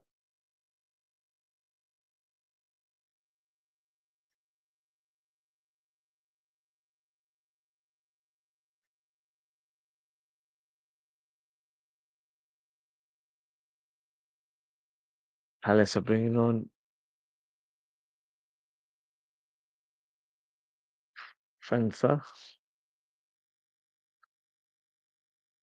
Was originally signed to replace Wilfred Zaha, but unfortunately he's suffered quite a few injuries, so he's not been able to be a mainstay in the team.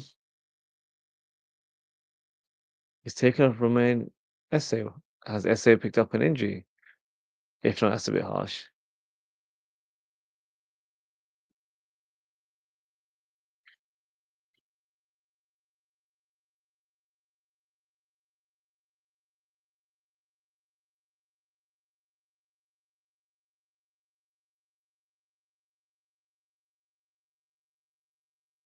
Ismail Assar to Nketiah. Yeah, that's poor. That's poor. If that was Mateta, I think that would have been a goal. But Liverpool on the counter now. Through Salah. Salah. No Salah. Darwin Nunes was the better position striker there. I know we don't have a lot of faith in him, but in that moment he was in the better position. That pass was poor for Jota. Fans to have an instant impact. Almost curls one in the top bin. And Nketiah should have buried that. Ah, that's a poor effort. Poor effort from Nketiah. You don't even need to place it. He's got a smash in that moment. The touch was fine. And smash into the top bin. Or if you are going to place it with a bit more power, you know?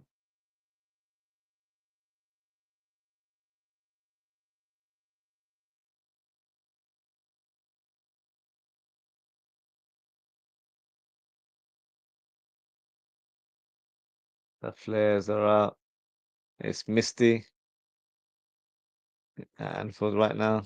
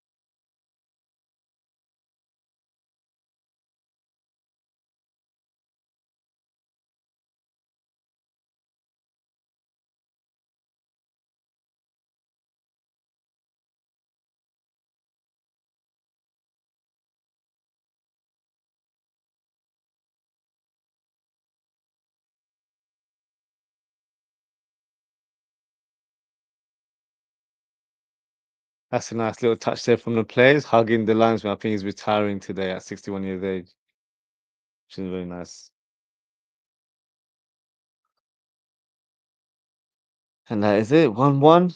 The game is concluded just as I predicted. And look, at least we got something out of the game. I didn't want us to end the season on a defeat. But yeah, it's better than losing. So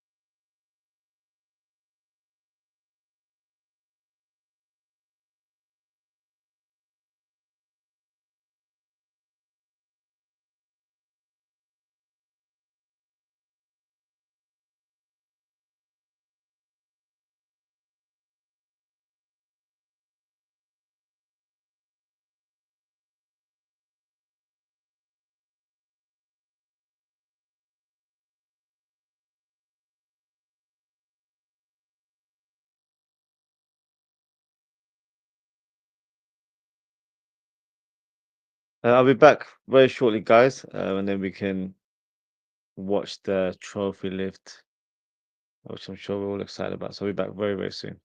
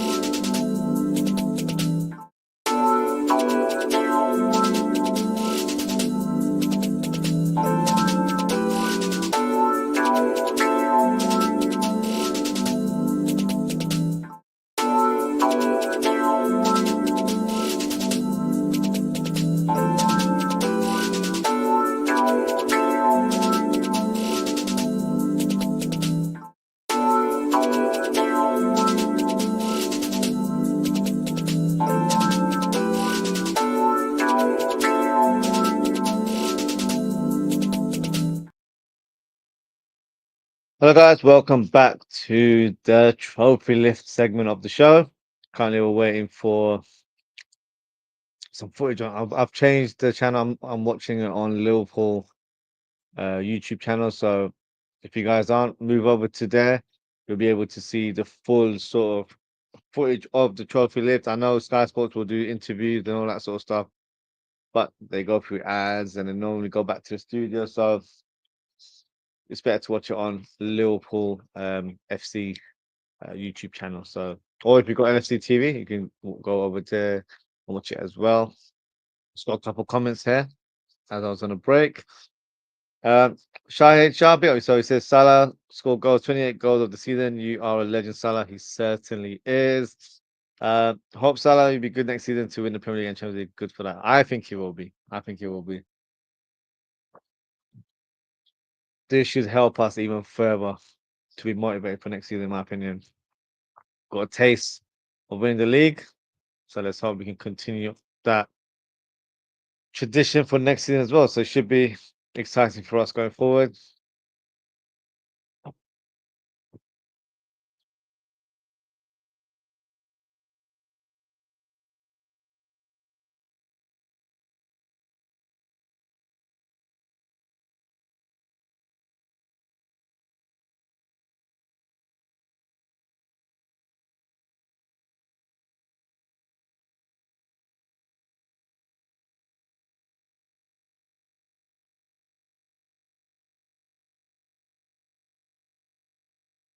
Fans are patiently waiting for the celebrations to begin.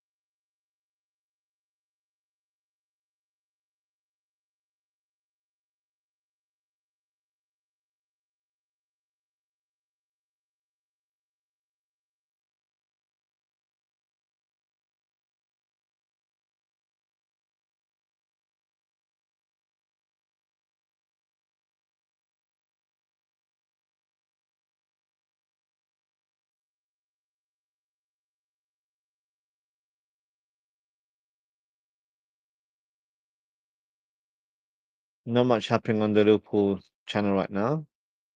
It's got the commentators summarizing the game right now. Let's see what's happening on Sky Sports. Maybe we'll get a bit more of a update there, to be fair.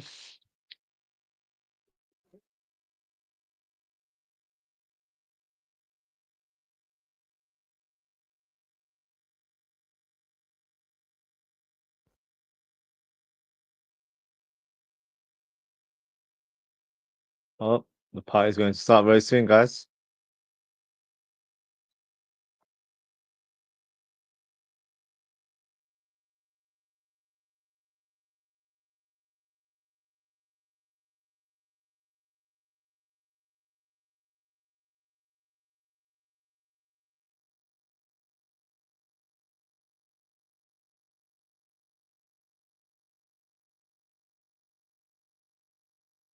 They're getting all the things ready on the pitch in order to do the presentation.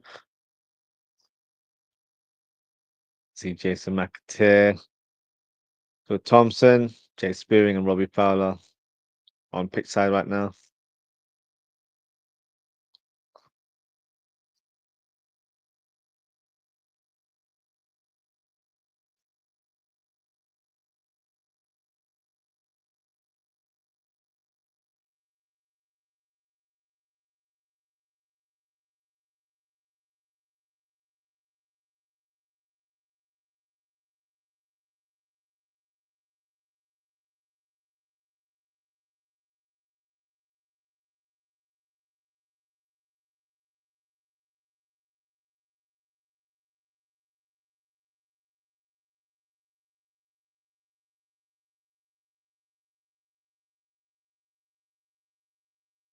In the meantime, whilst everything's being set up, let's quickly have a look at the final Premier League table because it'll put a lot of things into perspective. We'll know who qualifies for the Champions League and who has missed out. So let's do that quickly right now. So where we are, where are we?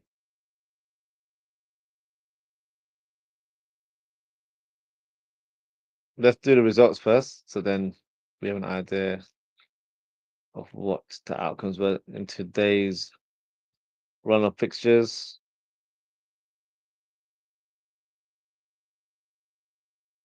Okay, let me try and find it. Results. Okay, so the results, Bournemouth were able to win 2-0 against Leicester. We had Semenyo scoring a brace, Hoyson with the assist. That'll probably be his last appearance for the Cherries. Then you've got Man City winning 2-0, and Gundogan and Haaland on the score sheet. So they've certainly secured Champions League football, which, is positive for them. At some point, it didn't look like that was going to be the case. West Ham ended the season on a high with 3-1 victory against Ipswich Town.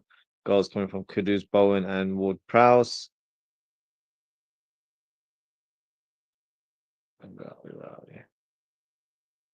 Where have I gone? What's happened there? All right. Of course, we already know the Liverpool result, which ended 1-1. Goals coming from Ismail Assar and Mohamed Salah. Manchester United won 2-0 against Villa. That is such a shame. Martinez gets a red card on his last appearance for Aston Villa. So that ended up being costly in the end, unfortunately. And then we have, come on. Then we have Newcastle versus Everton. Everton getting a winner at St. James Park through Alcaraz.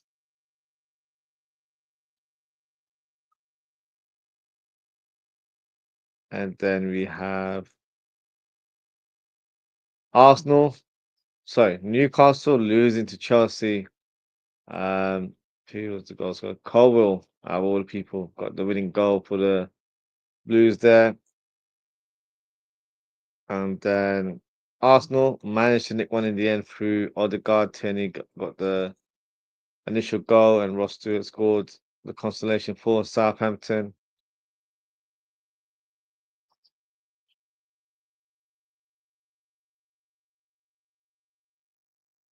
Brighton, wow. Tottenham were winning this game at one point, but Brighton made a comeback with a 4-1 victory in the end. Goals coming from Hinshelwood, he ends up scoring twice. Matt O'Reilly and Diego Gomez completing a huge score there. But I think Tottenham are probably still drunk from their victory in the Europa League, so I don't think the fans could care less what the result was today. And the last fixture, Munetsi ends up getting an equaliser for Brentford. So interesting results today in the Premier League. Now, where does that put everyone in the final table? I can see the Liverpool players have all changed their shirts with the champions written at the back. And I can see the Premier League trophy being brought onto the pitch. What a beautiful sight that is.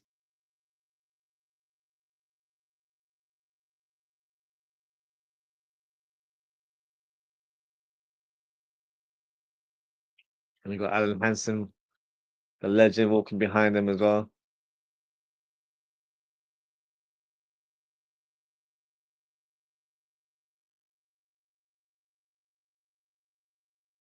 Trophies there.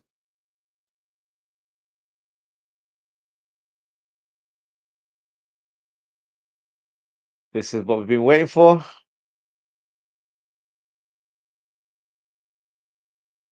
Ian Klopp all smiles in the crowd right now.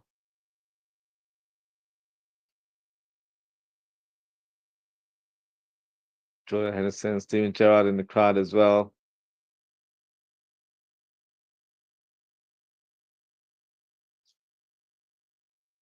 Kenny Dalglish with Richard Hughes standing in front of him.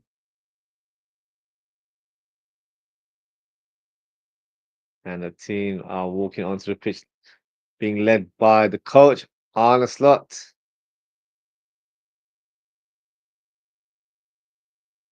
Look at this. This is number 20 for us.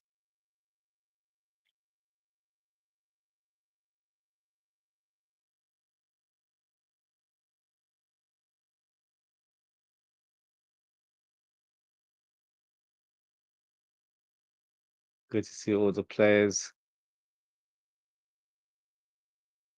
Champion. That's all I can hear in the back. I'm loving it.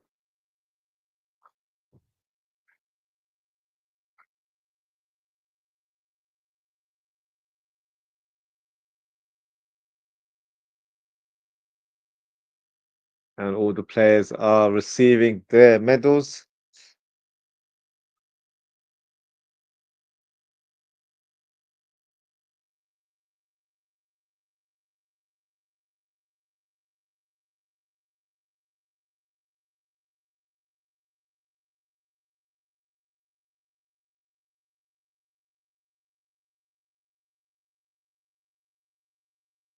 Allison getting a medal from the legend, Alan Hansen.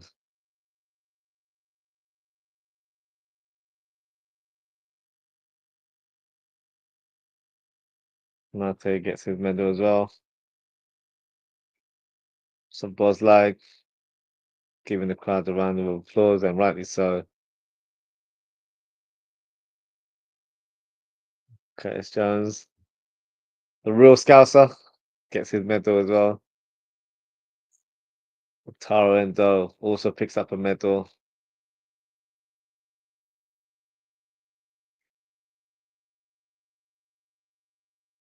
Yaris as well gets his medal.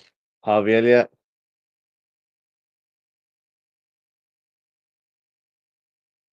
Rodrigo Chiesa, he gets his medal after making 5 cameos.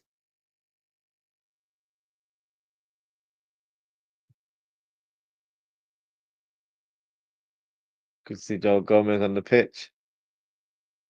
Robertson, fellow Scotsman, gets the medal from, and that's a nice touch there.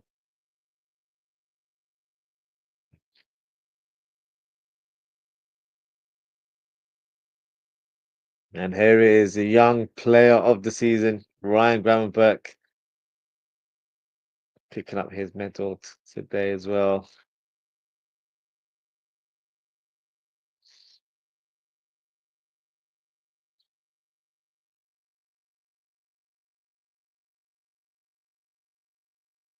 Luis Diaz.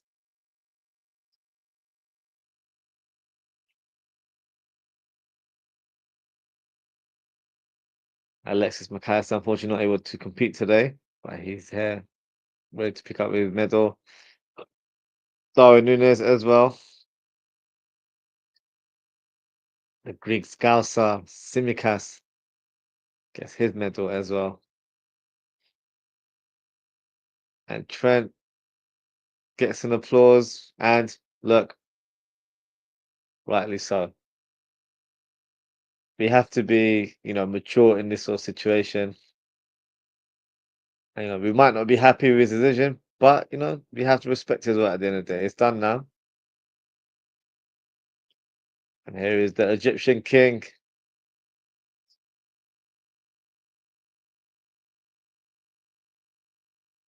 And last but not least, Virgil van Dijk, our captain. This is mental.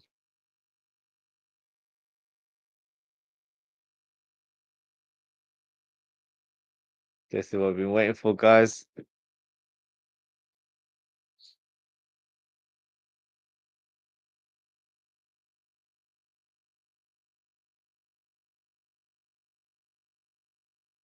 We're not going to see the Hendo shuffle. We're going to see Van Dijk doing it his way.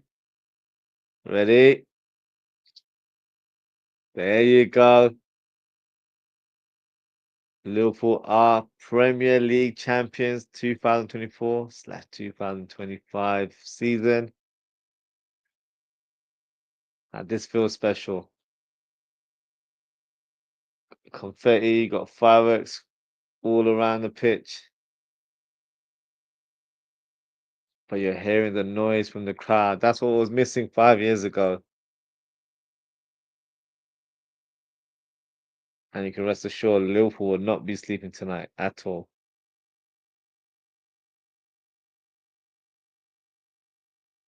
Fireworks at the top of the stadium.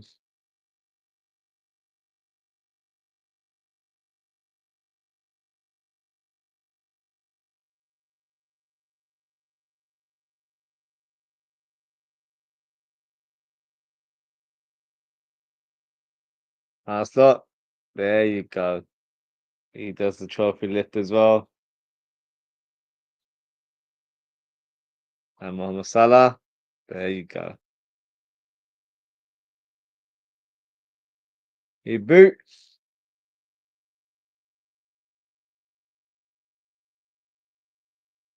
Lucho. Come on.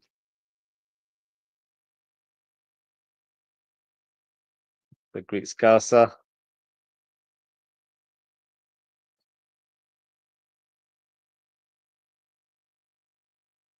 The Bosley. There you go.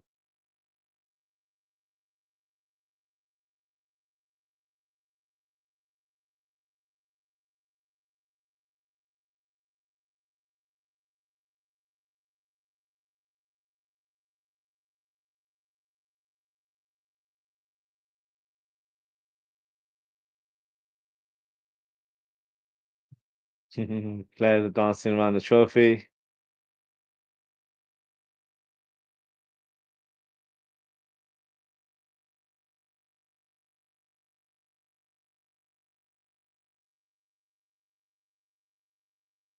Before we close the show, I'm going to quickly read out who the Champions League winners are. Not winners, I think teams that have completed. Hey, did Groundberg almost break the trophy? Oh my God. But there you go. The crown is on top of Salah's head. What is Groundberg doing? Yo, he's actually broken the trophy. What are you doing, Groundberg?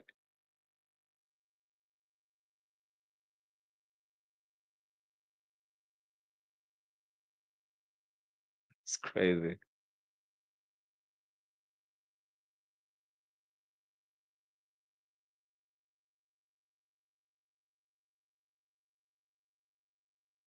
Come on, Ali. Time to lift the trophy.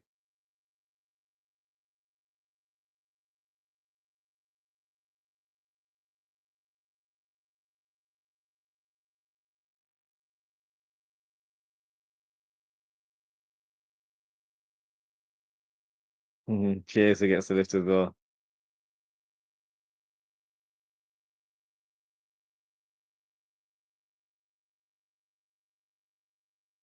Yes, as I was saying, let's quickly read out who has qualified for the Champions League next season.